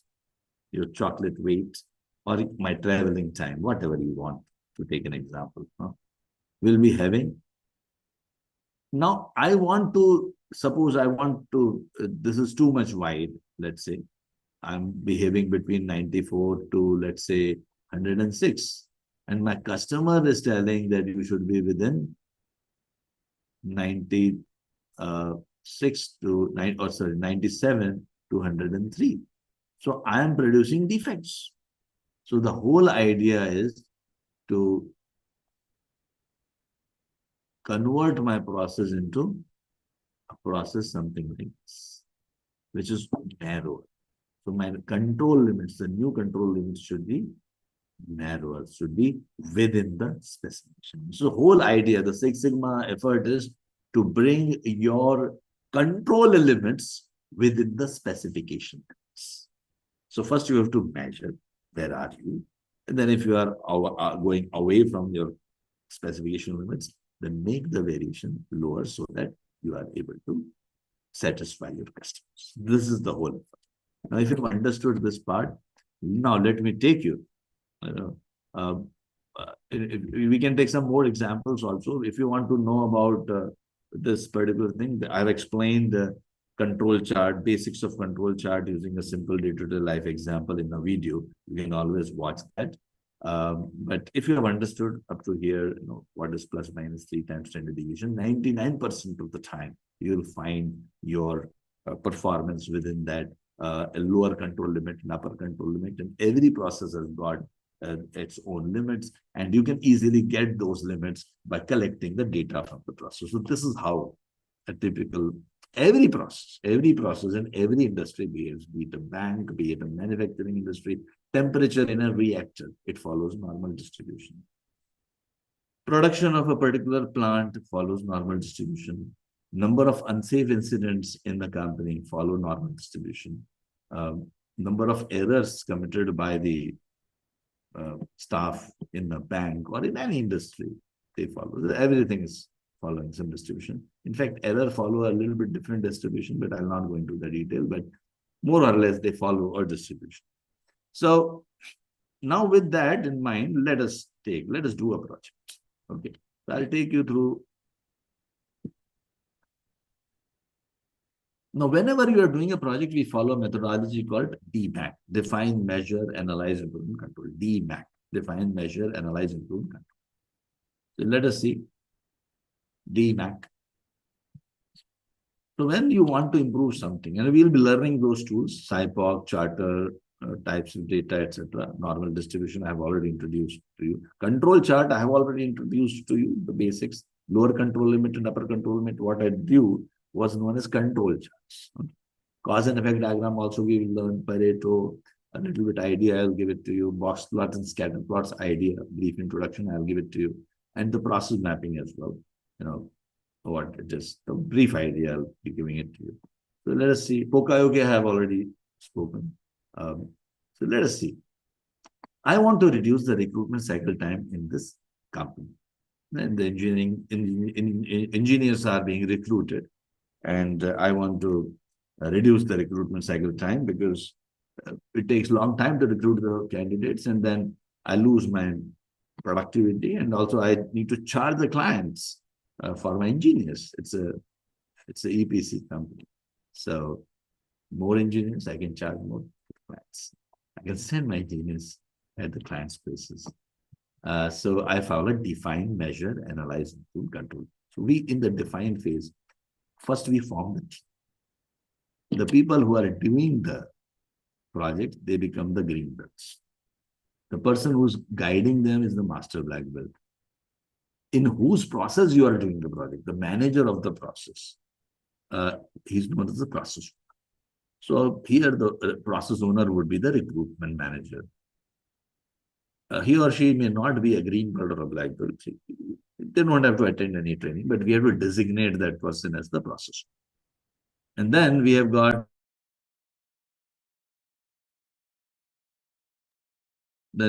our sponsor and the champion.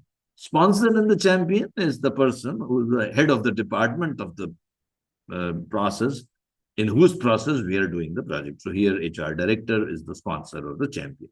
And then we have got our recruitment process as the process. So you have to identify the process, because problems are not in the people. Problems are in the processes. See, whatever issues you are seeing in your organizations, they are not because of the people. They are because your processes are designed like that. Imagine a company, let's say this is a company. Imagine this is a company, a nice building. There are 5,000 people working with this beautiful building. They go at 9 a.m. in the morning, come back at 5. And on an average, let us say, this company is receiving 100 complaints every day. 100 is average. This will also follow. Normal distribution. Every day you will not receive 100 complaints, sometimes 90, sometimes 80. So let us say the control limits for these complaints is between 70 to 130 with an average of 100. This also follows normal distribution, as I said. So what does it mean? It just means that the 5,000 people who are entering into this organization and coming out at 5 p.m., they have a target of achieving a number between 70 to 130 or 100 average. That's their target, isn't it? Does it mean that? Does it mean that every person has a target? Well, together we will produce 100 complaints today. Do you think like that? No, no one has a target today. Everyone thinks today I'll do my best. I'll not allow any customer to complain, etc., etc., etc. Everyone, all 5,000 of them, they have got the right intentions. But what happens? By evening, you produce 100 complaints. That means your system, your processes, the way you are working, your control limits, voice of process. It is voice of process. It is responsible for these issues and complaints, not the people. Change the process, change the system, change the standard operating procedure, and same people, these 5,000 people, will deliver 10 to 20 complaints only. Same people. Don't have to change. Same people will deliver. So see, we are attacking the process. That is why process name. And we start with the SIPOC. What is SIPOC? You remember? Now let's go back to our basics, which I told you. If I pick up, now it's a miniature version of the value stream map. So if I pick up S for supplier, I for inputs, P for process, O for output, and C for customers, it becomes a SIPOC. So I create a SIPOC to have to believe that process has a problem, not the people. Don't blame the recruitment team. Okay. A recruitment team is blaming the operations team. Well, they don't respond on time. They don't send me the job descriptions, and I send them the list of the interviewees, and then they never responded. They are busy. Everyone is blaming each other. No, not anymore. You're a green belt. You're a black belt.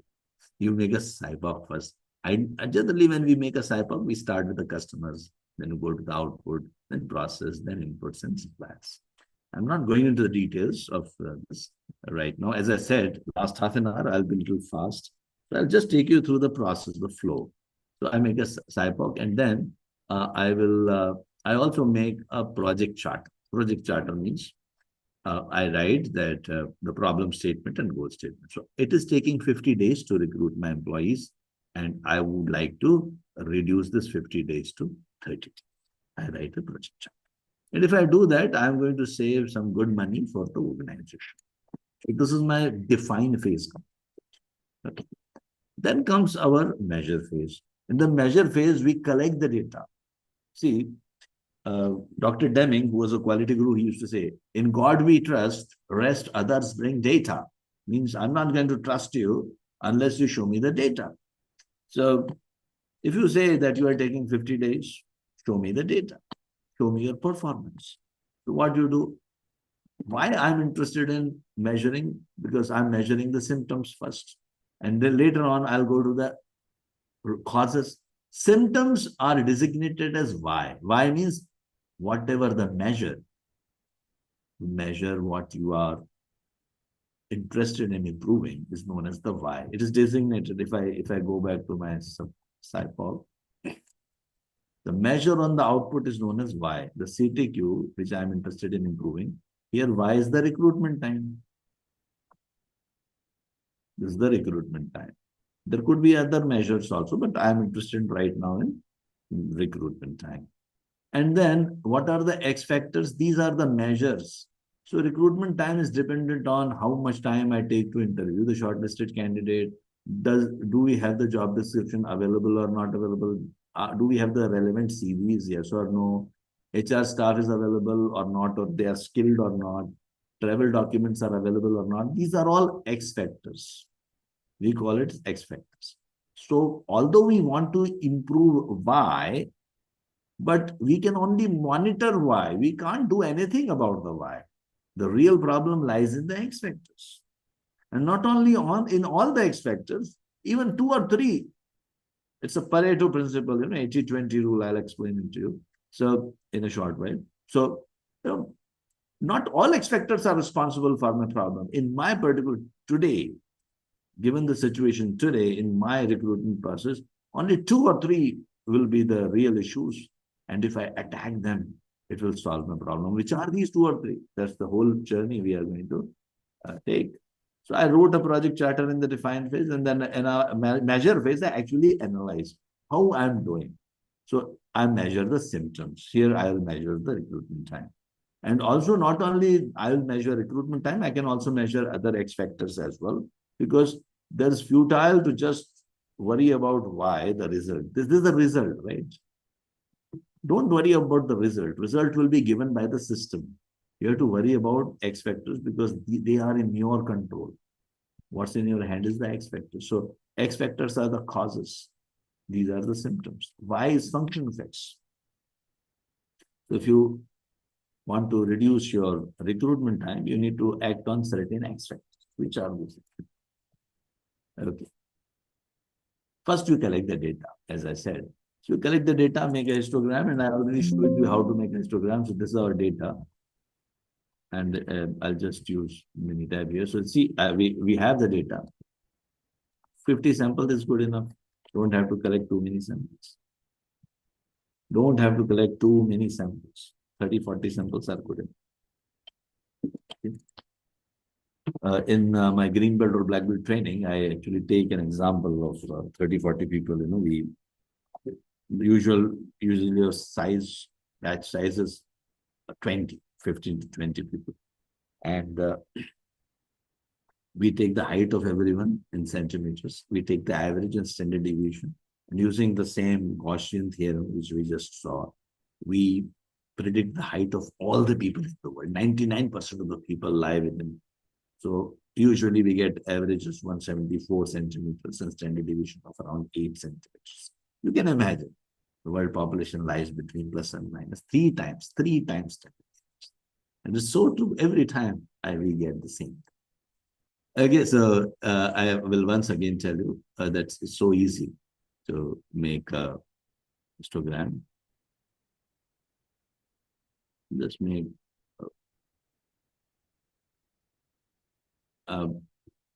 and we give you all the videos also, when you are joining our renewable training program, we get all the videos. So average and standard deviation. Okay. Average and standard deviation. And then I can even do a control chart if you want. Although it will be now talking about too many things, but it's okay. It will show you.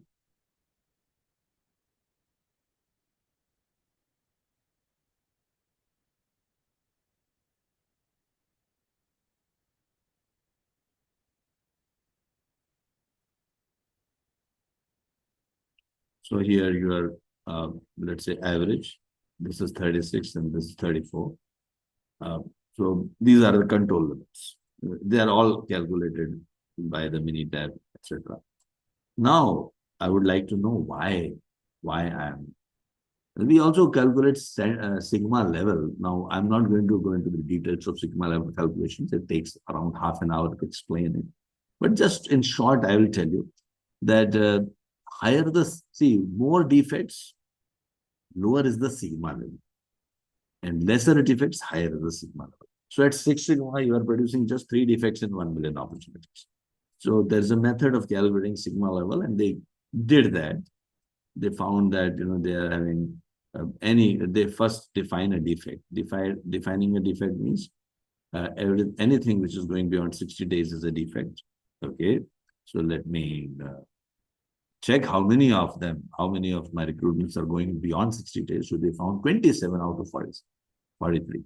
So they found that 62% or 627,000 defects per million opportunities, which corresponds to some sigma level, which is now why I am like that? Why? So we'll have analyzed this. So one is process door. We will map the process. We'll do a Gemba walk. Gemba walk means go to the field, go to the place of action, go where the things are taking place, and identify the waste in the system. Gemba in Japanese means go to the workplace. So here you do a Gemba walk, look at how the people are doing things, performing their steps, and identify the value added and non-value added activities, or identify the muda in the system. Then data door, you can follow cause and effect diagram, then make a control impact matrix, do a Pareto chart and box plots and scatter plots. Let's see one by one. So first I map the process, and you will find that there is a lot of waste in the process. So the process mapping can be done in detail by doing a Gemba walk.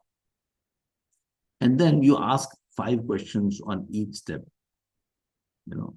Escape method we call. Can I eliminate? Can I simplify? Can I combine those steps? Can I automate those processes? Can I make these processes in parallel? Now, escape technique with an example I have shown in a video. I'll put the link here. You can watch if you want to see an example. But in short, this is what process mapping, reducing the waste, and applying escape technique is. Now, I also invite the people. For a cause and effect diagram, everyone is invited. Think of any cause which you can think of, and look at what you are capable of. What could be the causes of my high recruitment time? They have listed down, and then they've listed down lots of causes. When you are brainstorming, you use cause and effect diagram. Cause and effect diagram talks about brainstorming on 6 M's. Man, machine, material, material, measurement, mother nature, if you want to make it M as environment, you can transfer with mother nature, or environment also you can keep. And we have got method. So man, machine, material, measurement, environment, and method. Try to brainstorm on all the possible causes, and you can also make a histogram. In Minitab, you can create this very easily. There's a tool. And also you can integrate it to ChatGPT as well. Means in this case, you can brainstorm on all the possible causes So you provide your inputs, plus you can get inputs from other sources as well. Basically, it will tell you all the causes, why my recruitments are getting delayed. But all the causes you can't work on, isn't it? There's so many causes. So what do, you reduce and prioritize them. So there are various ways of prioritizing. So uh, there is control impact matrix. So let me tell you one way, which is very popular, this Pareto analysis. Mr. Wilfredo Pareto was an Italian economist who found that 80% of the money in Italy is with 20% of the people. So he called this as Pareto's principle. Or, in fact, people, the world called it as Pareto's principle because 80-20 rule exists everywhere. 80% of your, uh, 80% of your revenue in your company is coming from 20% of your customers. 80% of your complaints are due to 20% of the issues. If there are, let's say, 50 issues, 20% of issues is 10. So 10 issues are contributing to 80% of the complaints. So this 80-20 rule is applicable everywhere. It's known as Pareto's principle, also known as 80-20. Sometimes people call it as vital few and trivial meaning. It's vital few. The 20% of the causes are more important. They are vital, but they are few. Focus on them and you can solve your bigger issues. So here, one of the ways to do it, there are lots of ways to do 80-20, apply 80-20. One way is to actually collect the data, or one way is to just do a voting. So they did a voting here, and I'll tell you both. If you do a voting, so they were asked to they're asked to distribute 10 points. They were given, distribute their 10 points to the causes which you feel are really responsible. So people use the dot voting technique here, red dots, and do arrange those votes in the descending order. So you can see some of the causes are getting more votes. So this is using voting. Now, another way of doing this is actual data. So I'll show you that as well. So you collect the data for every delayed recruitment, assign a reason. Okay, the first was delayed due to approval time was delayed. Job description was not available. Type of hiring, like some special types of hiring, it's an issue. Assessment time, etc., etc. I can easily do a Pareto chart. It will count by itself. How many times assessment time is appearing? 13 times. How many times job description is not available? 9 times. So in the descending order, it will arrange these causes, and it will also tell the contribution. Each cause is contributing what percentage. So 34% is contributed by the assessment time, 23% is contributed by the job description, unavailability, and so on and so forth. Then the last line tells you the cumulative. Cumulative means first two combined together. This is the cumulative line. This line which is going up is the cumulative line. So first two combined together are giving you 57%. First three combined together are giving you 73%. First four combined together are giving you almost 84%. So I'll rather focus on these 4 causes rather than worrying about the 20 different causes. The 4 causes are giving me 80% of my issues. So let me focus on these and let me brainstorm on them and get some ideas. And that's what they did. They brainstormed on these causes.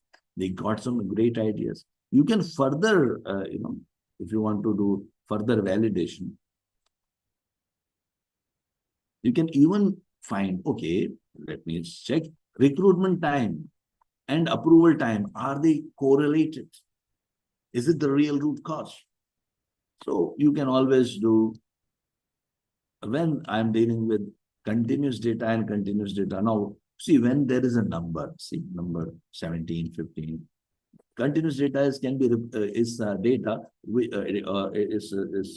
type of data where I can express the numbers in decimal points also, and I can have a unit. I generally have a unit, like approval time is 17 days. Days is a unit. 17.1 days is also possible. So this is approval time is a continuous data. Recruitment time is a continuous data. Assessment time is a continuous data. Now, some of the things which we think cannot be measured, like for example, job description. So I can measure using categories: available, not available. Type of hiring. No, type of hiring is a attribute data. Expat hiring, local hiring, shareholders hiring. There are 3 types of hiring in this particular. Okay. So you can always see recruitment time and approval time. Are they affecting each other? Well, let me do a scatter plot. So when I'm dealing with continuous and continuous data, I can say, well, recruitment time and approval time. Well, as the approval time increases, I can see there's a direct correlation, a positive correlation between recruitment time. More approval time means more recruitment time. Well, okay, that means I need to really work on the approval time. Let me change the approval process. But if the case was something like, if you see here, assessment time, let's see assessment time. Is it affecting? Now, if I see assessment time, time taken to assess the candidate, is it the real root cause? Well, there's no relationship between assessment time. There's no trend, or there's no relationship. We won't see any. I may take assessment time as 17 days. Still, I can take 25 days, 35 days, or 55 days. Even if my assessment time is 20 days, I sometimes finish the things in 45 days, or sometimes I take 50 days. There's no relation. Reducing the assessment time will not mean that I'll be able to reduce my overall recruitment time. So this is not the rule. So these are the ways we do all these. It's a scatter plot. If the data is attribute data, like for example, job description is available, not available, I use a tool called box plot.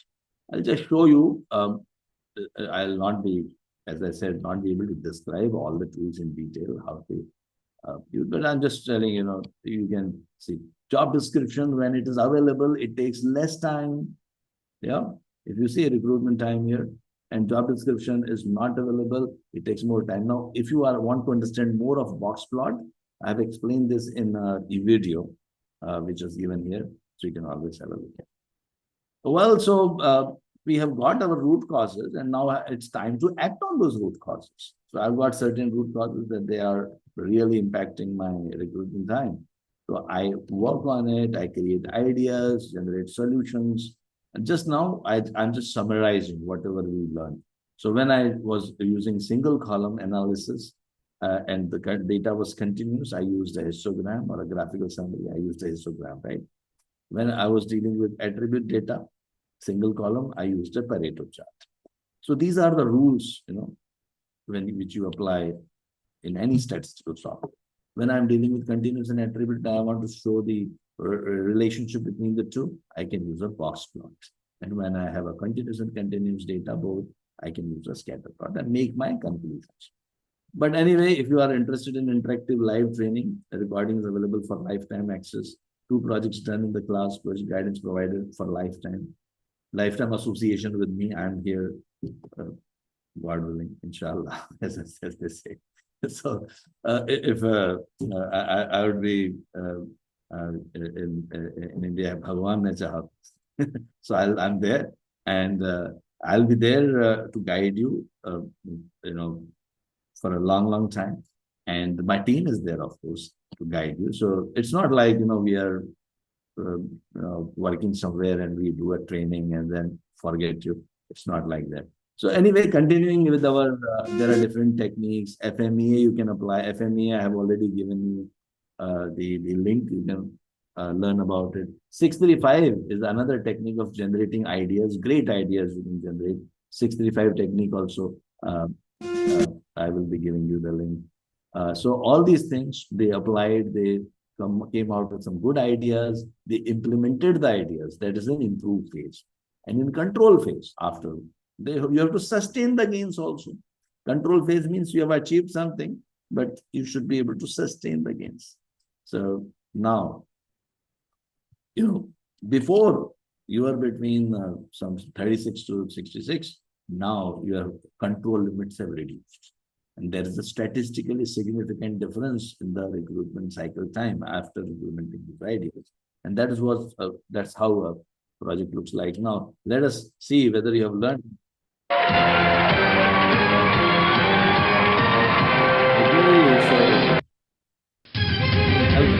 inputs to a process are called, inputs to a process are called. Your options are X, Y, out of scope, or gauge R and R. What are the inputs known as? Can you please answer this question? And you will be getting a yellow belt certificate also. Okay. Now you can ask your questions. Yes, so the right answer.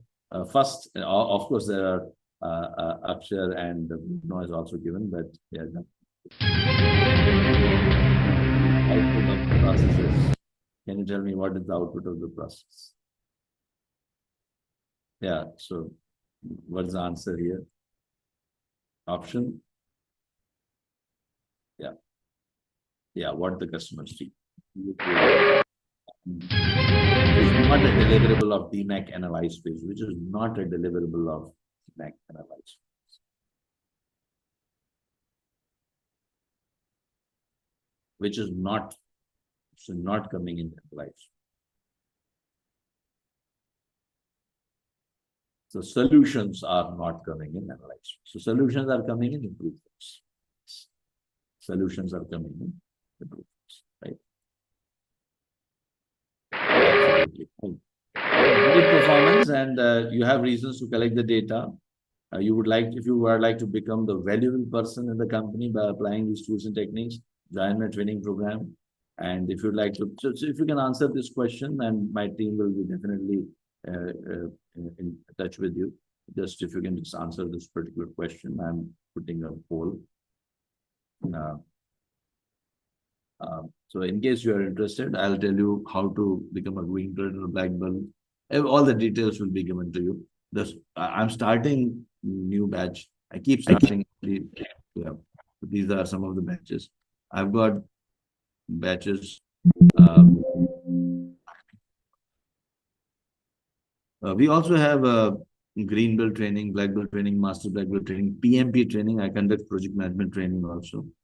You can take Power BI training and certifications for free in case you join our green and black belt together.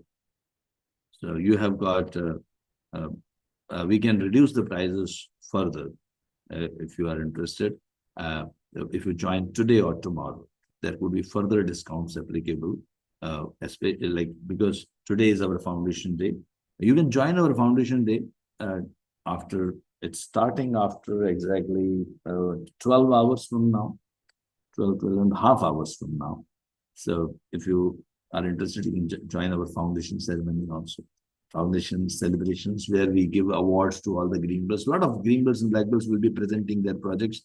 It will be live on LinkedIn on my profile. So please, you can join. You can join that these presentations also.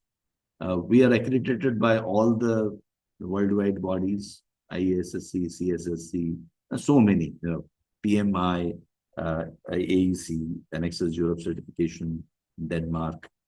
So your certifications are valid throughout the world, any country.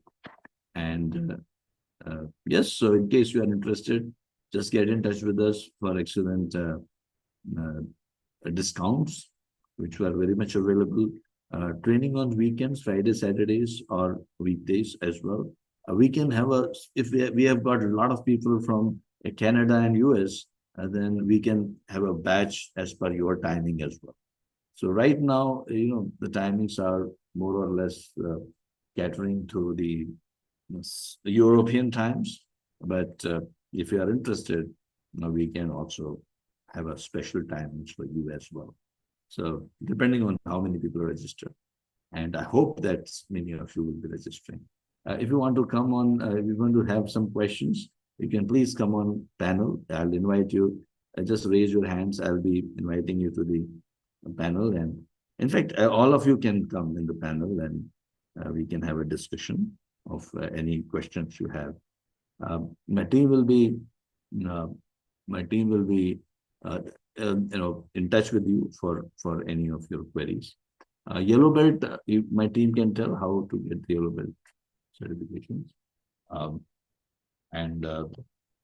Yeah, these are some of the free trainings are available. You can see some of the free trainings are available on our Power BI, PMP, CPHQ, data science. These are all trainings which we conduct online. You can join them as well. Okay, great. So please join me on LinkedIn, YouTube, and Facebook and celebrating the Anexas 19th Foundation Day today. The link is provided in the chat box. So lots of links given to you. Sorry for that. Overwhelmed with a lot of links. But the most important link is the registration link. Please register. At least show your interest and we'll be in touch with you. And if you need any further information, discounts, etc., I'll be happy. So on that note, thanks a lot. Just watch some videos, some applications in manufacturing, some let's say banking, some healthcare examples where we have done these training programs. Let me show you how we generally do the program. You know, when we are implementing Lean and Six Sigma in an organization, I'll take you through the journey. So when we are implementing Lean and Six Sigma in an organization, we generally choose so those who are interested in staying over for another 15-20 minutes, I'll take you through the whole process of implementing Lean and Six Sigma in an organization. So we have a team and we choose the projects in different departments. And then we create a steering committee and quality leader, the champions, the black belts and green belts. And people choose the projects. And once they choose the projects, then after that, they will undergo a training. Senior management is trained in the basics of Lean and Six Sigma. Here I'm conducting a session in one of the European clients where we are getting them introduced to the basics of Lean Six Sigma working. And then first they will problem to solve the problem. But after they use some tools and techniques, they were able to solve. So this is how typically any training takes place. Once the people come, join the training, they are given, they have come with a project. So sometimes you can take a group project also. The way your team name 1, 2, 3. Anti-Muda. And your slogan 1, 2, 3. We never go. Okay. And your song 1, 2, 3, go. Let's go Lean. Let's go Lean. Let's go Lean. We are the champions. We are the team. Wow. Yay! Well done. And your team name 1, 2, 3. Hola, Your slogan 1, 2, 3.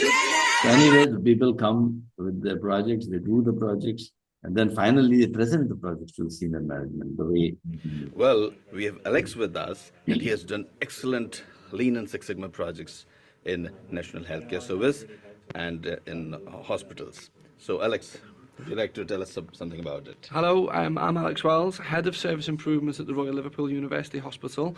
I've been really fortunate to present today on how us as a trust are using Lean and Six Sigma principles to deliver better care for our patients.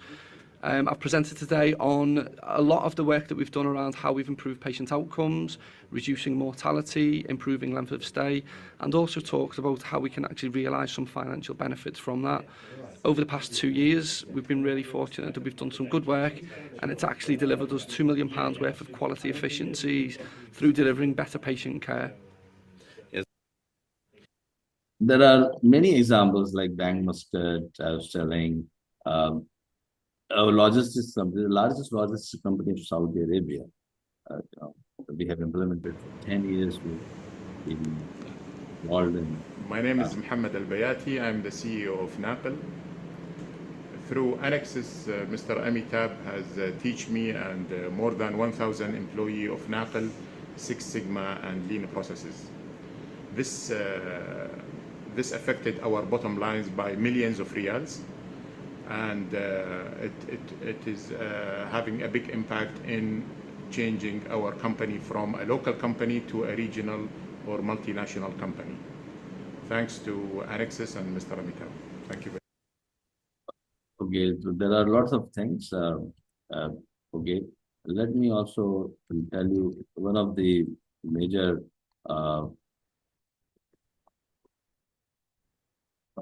okay, let me show you some of the clients in different domains.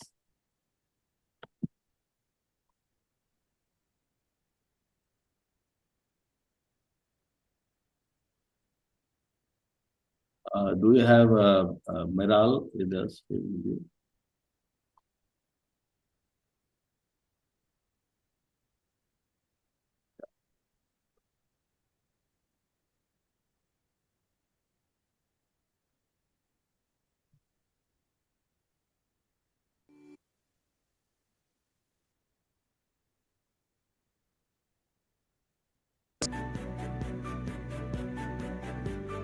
So I reached out to our operations team and we headed straight here to Formula Rossa, one of the signature rides here at Ferrari World at Abu Dhabi, and we decided to work on how we could increase the reliability of the time it takes to update our queue time boards, because as you know, every minute that guest waits in a queue line is super important. We had the brainstorming session with the team and we went through a few topics and then we chose the most appropriate one for the course. The chosen topic was reduce facilities management service request closeout time. So I was eager to use statistics and data analytics to solve a business challenge. One of the challenges we had is the erosion of the retail per capita spend in Ferrari World Abu Dhabi, and that was my topic. Well, actually, being an HR professional, recruitment lead time has been always a problem across the board. So taking that subject in specific will help me improve onto the recruitment cycle. So what we had worked on was redesigning the product launch process, which we've now implemented. We had a discussion within our team and the most critical area that we faced was our closing process. So we decided among ourselves that this is the one that we should go for. Yeah, the course that we did was a week-long online facilitated course. It was fantastic. It showed us the whole methodology behind Lean Six Sigma, and it also provided a various amount of tools that we could be able to use to improve all of the existing processes that we have here in the park. Well, it was 1 week training. It was very interesting and always energetic in terms of interaction in the class. Every single day has been different and the knowledge sharing has been remarkable. This gave us a broader perspective to understand the issues, and it gave us opportunity to do some brainstorming, and we were able to come up with better solutions from a wholesome perspective. It was a very stimulating experience where we met every day with the colleagues, all very engaged, eager to learn and keen on and willing to actually pause, step back from their day-to-day work to get some new perspectives. So it was really a refreshing exercise. When an issue comes to us, we try to think about it from a Lean Six Sigma perspective. We try to define the issue, we make a project charter about it. So I'm just showing you some of the things, some of the some of the things which where we have implemented Six Sigma. Let me show you, in fact, some other industries. Manufacturing, my team can show. Yeah. And this will make your career more powerful in a green belt or black belt. Becoming a green belt, black belt really adds on to your certification and skills to improve any process in any industry, and that's really something powerful way to enhance your career. Yeah, please go ahead. Yes, thank you. The world we have created is the product of our own thinking, and we cannot improve the world without improving our thinking. The long-term chronic problems of manufacturing companies like low productivity, lower machine efficiency, high rework, high inventories, high product wastage can't be solved using only experience, logic, and intuition. You might be a good operations person, a good engineer, or an excellent operator, but you need to have basic knowledge and understanding of some problem solving and process improvement tools too. Here is how Lean Six Sigma can improve your processes in manufacturing. Lean Six Sigma is defined as a business improvement method that aims to maximize the shareholders' value by improving the quality, speed, customer satisfaction, and reduce the costs. It merges tools and principles from both Lean and Six Sigma to do this. It has become the most popular business strategies for deploying continuous improvement in the manufacturing industries. With its help, you can make sure that only essential steps remain in a process. The moment I say Lean Six Sigma techniques, high quality, low cost, increased profits, and customer satisfaction should automatically come to your mind. It is very rightly said that machines are mere pieces of metal if they cannot be made efficient. Lean Six Sigma helps you to do this. What is the core of Lean Six Sigma? It's DMAIC. Yes. Define, measure, analyze, improve, and control. It helps you to reduce the existing problems with unknown causes. Here we train the staff of the manufacturing units as the green belts and black belts, and they convert all the problems into improvement projects. So now the difficulties become opportunities. Then they complete these projects and get certified. It's a win-win for both the organization and the employees. Now, how does Lean Six Sigma decrease the cost? Shijo Shingo said that the most hazardous waste is the waste that we do not recognize. Firstly, Lean Six Sigma focuses on removing the 7 wastes like overproduction, transportation, inventory, etc. from a process. In manufacturing sector, this step can lower the cost of a process by leaps and bounds. Secondly, Lean Six Sigma focuses on solving the problems caused by a process. Here we focus on the processes, not on people, because we believe that 85% of the problems are due to the processes and not due to the people. Defects in your product can cost your organization a fortune, so the focus is on reducing the defects by focusing on the processes. Let me talk about some Lean Six Sigma tools that can be used in manufacturing. Value stream mapping, Kanban, 5S, cause and effect analysis, control charts, DMAIC, 5 Whys, Kaizen, hypothesis tests, etc., etc., etc. Let us talk about a few. 5S. A well-organized workplace becomes important if you want to eliminate waste and reduce the errors. 5S is the way to do that. Control charts. By understanding the control charts, you can understand the difference between the common causes and special causes. For special causes, you take immediate action, and for common causes, you take long-term actions. Kanban. It is a visualizing tool on maximizing the flow of goods and work without unnecessary inventory or transportation. Then we have 5 Whys. Ask why 5 times, and you will get to the root cause of the problem. Hypothesis tests. They establish the relationship between the outputs and inputs, and you can get the root cause with 95% confidence. Value stream mapping. It is used for defining and assessing the movement of the raw materials from the beginning of the process to delivery to the customer. It is a way in which the current state of a process is documented and the future state is visualized. If you want in-depth knowledge about all the tools and techniques, you can always join my Lean Six Sigma Green Belt and Black Belt training programs. So that was about Lean Six Sigma in manufacturing. I hope you have got a clear picture about why Lean Six Sigma is so important in the manufacturing industry. Share this video with your friends and don't forget to subscribe to our channel if you don't want to miss out on our important updates on the tools and techniques of Lean and Six Sigma and even project management. Happy learning!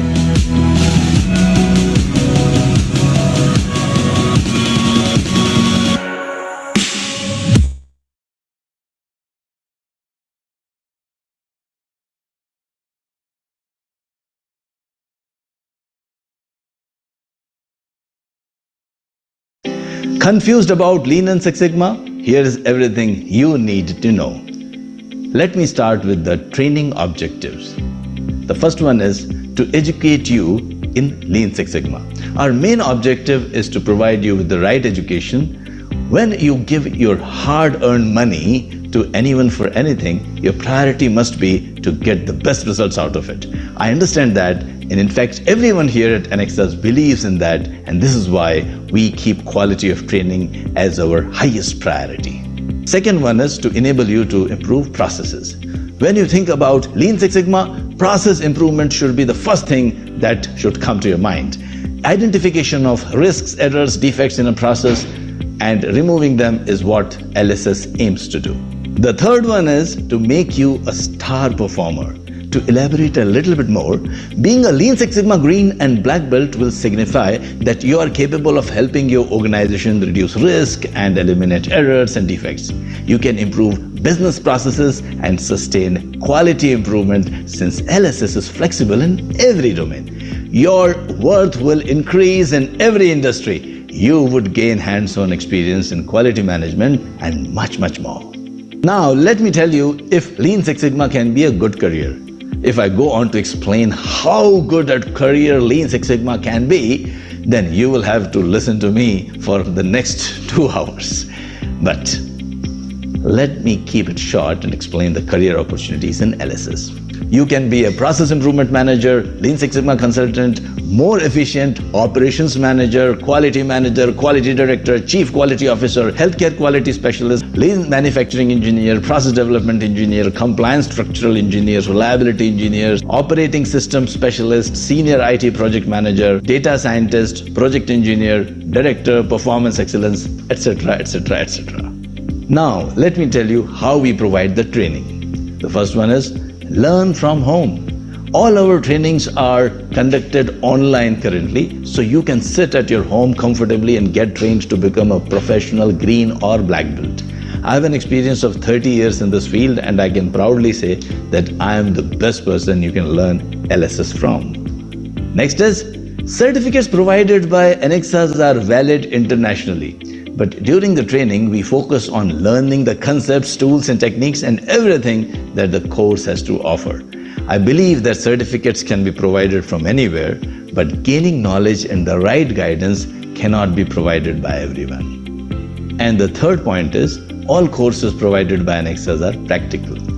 We do not simply explain the concepts on paper and move on. We teach you how to implement those techniques in projects and in real life. So, if anyone asks you whether you know how to use these techniques in real life, you can proudly say yes. We offer weekday and weekend trainings. Everything is at your convenience. So all you have to do is to set your mind on your target and leave all your worries to us. So what are you waiting for? Join me in Lean Six Sigma training and let us work together to give you the best future you deserve.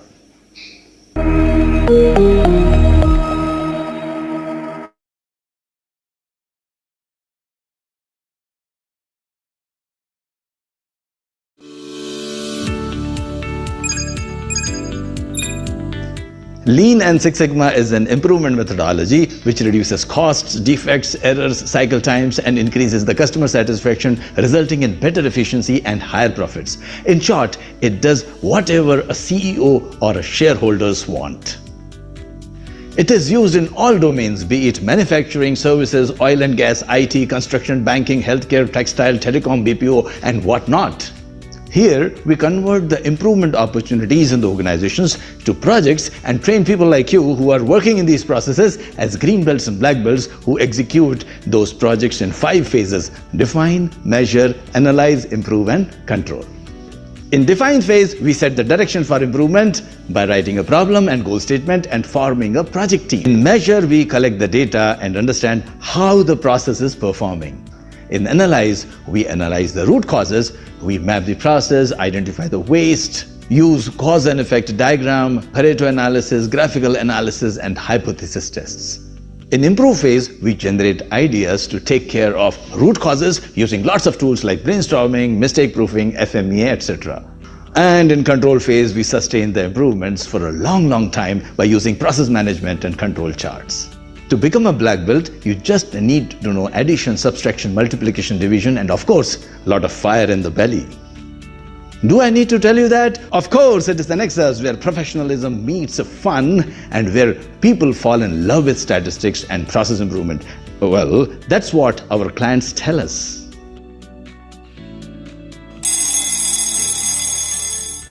And we take pride in telling that we are the best. If you are not doing Six Sigma with us, then you are missing something.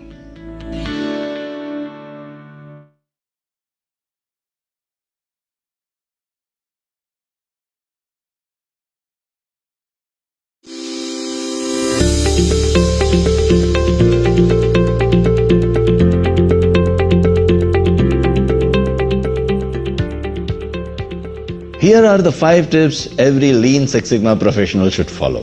The first one, change of behavior is as important as the tools. People have the tendency to work around a problem rather than fixing it. And this is where Lean and Six Sigma inculcate willingness to constantly address problems that arise in business processes. When people are committed to change their behaviors, even the tools will be incorporated seamlessly. Training your workforce in Lean and Six Sigma is one thing, but without change in behavior, the whole process will be just academic without any practical implications. And the second tip is incorporating Lean and Six Sigma as a part of organization's goal and core strategy is one of the key ingredients for its successful implementation. And without that, the whole initiative will have a short-term life where people discard the methodology even before it is properly established in the organization.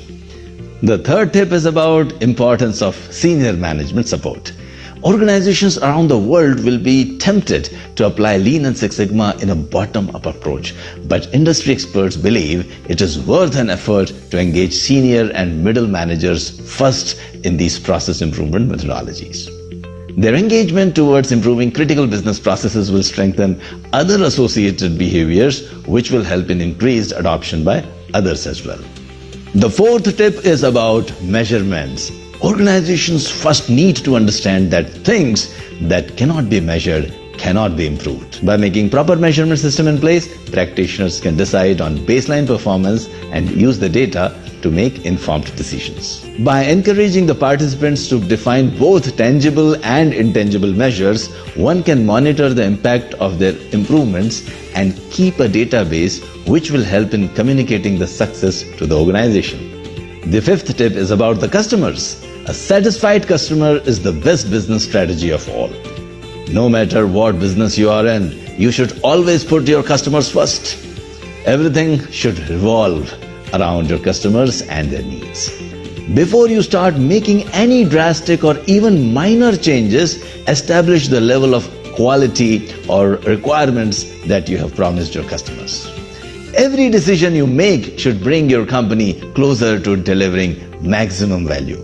So these were the 5 Lean Six Sigma tips for the professionals, and for more information, please subscribe to my channel.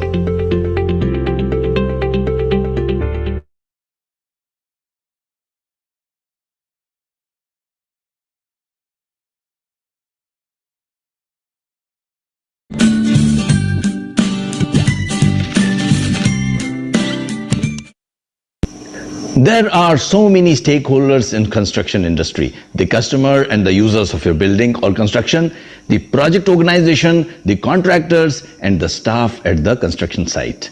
Lean has something for everyone. Of course, our primary objective is to satisfy the customers, both external and internal, so you can reduce the project delays and quality defects in your organization. You can improve the safety of the employees at the construction site, reduce the inspection times and non-compliances, drastically cut down on the rework resulting from errors. We have even reduced the architectural designing time in many cases to almost 50% of the original time by eliminating the wastes in the process. Once a process has been perfected with the lean methods, there are safeguards as well as checks and balances put into place to ensure that this efficiency continues through the life of a building or structure that has been constructed. In this particular industry, errors mean danger and extremely costly rework using expensive raw materials. So taking the time to eliminate errors before they happen is crucial to the success of any company specializing in constructing any type of building or dwelling. If a construction company is looking to minimize defects, then Lean course can really help the bottom line and make a huge difference. You can even combine it with Six Sigma and make it Lean and Six Sigma implementation to take the advantage of statistical tools also. The employees take up improvement projects after getting trained as green belts and black belts. They focus on identifying and eliminating any unnecessary waste in that particular system. This is one aspect of lean certification methodology that creates great demand for certified professionals, especially true in the construction industry. A specialized lean certification in construction will give the employees the tools they need to improve the quality of whatever they are building. Lean is a skill set that all of the leading construction companies in the world know to invest in when it comes to hire their employees. Because this eliminates the errors and also improves the quality, customers start to take notice and become loyal to the brand, knowing that they will always be able to get the best possible building at the lowest possible prices. Companies who utilize lean methods know the importance of quality, and the quality of their employees are at the top of the list. Certified employees are a resource that construction companies are willing to invest in. This is why salaries of certified individuals are on an average significantly more than the non-certified colleagues. This also improves the overall corporate culture within a construction company. Because of the certified individuals, everyone knows their role and expectations within the company and exactly how teams need to work together to bring about the positive changes. Do share this video with your friends in construction industry and let me know on what topic I should make my next video. I am a Lean and Six Sigma certified Master Black Belt, have implemented Lean in many construction industries and would like to invite you to my Lean construction training programs.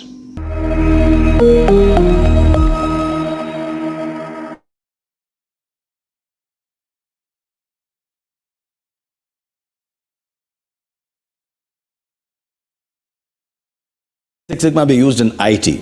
I have implemented Lean and Six Sigma in many IT organizations, and each of them have given different benefits. But three benefits have been common to all organizations, and they are improvement in customer satisfaction, reduction of costs, and reduction of cycle times and project delivery times. When applied to IT operations, Lean Six Sigma aims to measure and improve both internal processes such as network speed and reliability and external processes like server response time, etc. Other projects which I have executed in IT industries are reduction of defect density and reduction of issues, on-time project delivery, reduction of rework, improvement of IT help desk services by reducing both time and errors. Lean Six Sigma also helps you to quantify the benefits of IT projects which are implemented within the organization. The Lean Six Sigma tools also help you to improve IT.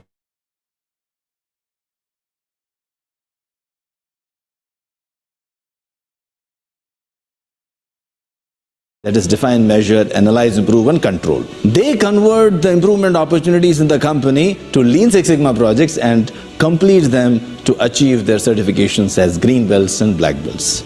So they identify the opportunities, they convert them into the projects, and these employees, after applying Lean Six Sigma tools and techniques, improve the process and get certified. So it's a win-win situation. Lean Six Sigma helps to integrate the process excellence in an IT organization's culture to achieve CMM level 5 too.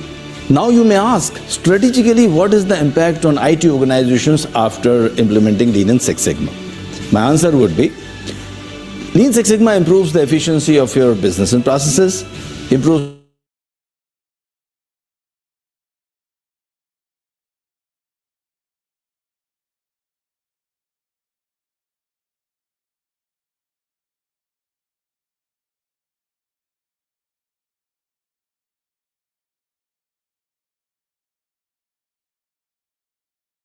It has resulted in identifying the mistakes and also preventing those mistakes from occurring.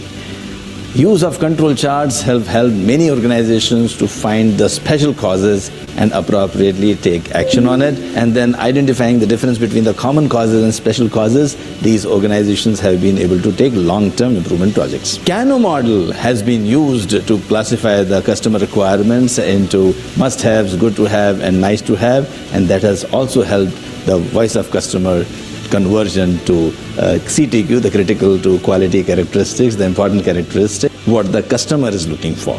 5 whys, it has helped many organizations to get to the root causes of many issues. So what are you waiting for? Get your Lean Six Sigma certification from Anexas right now. As they say, better late than never.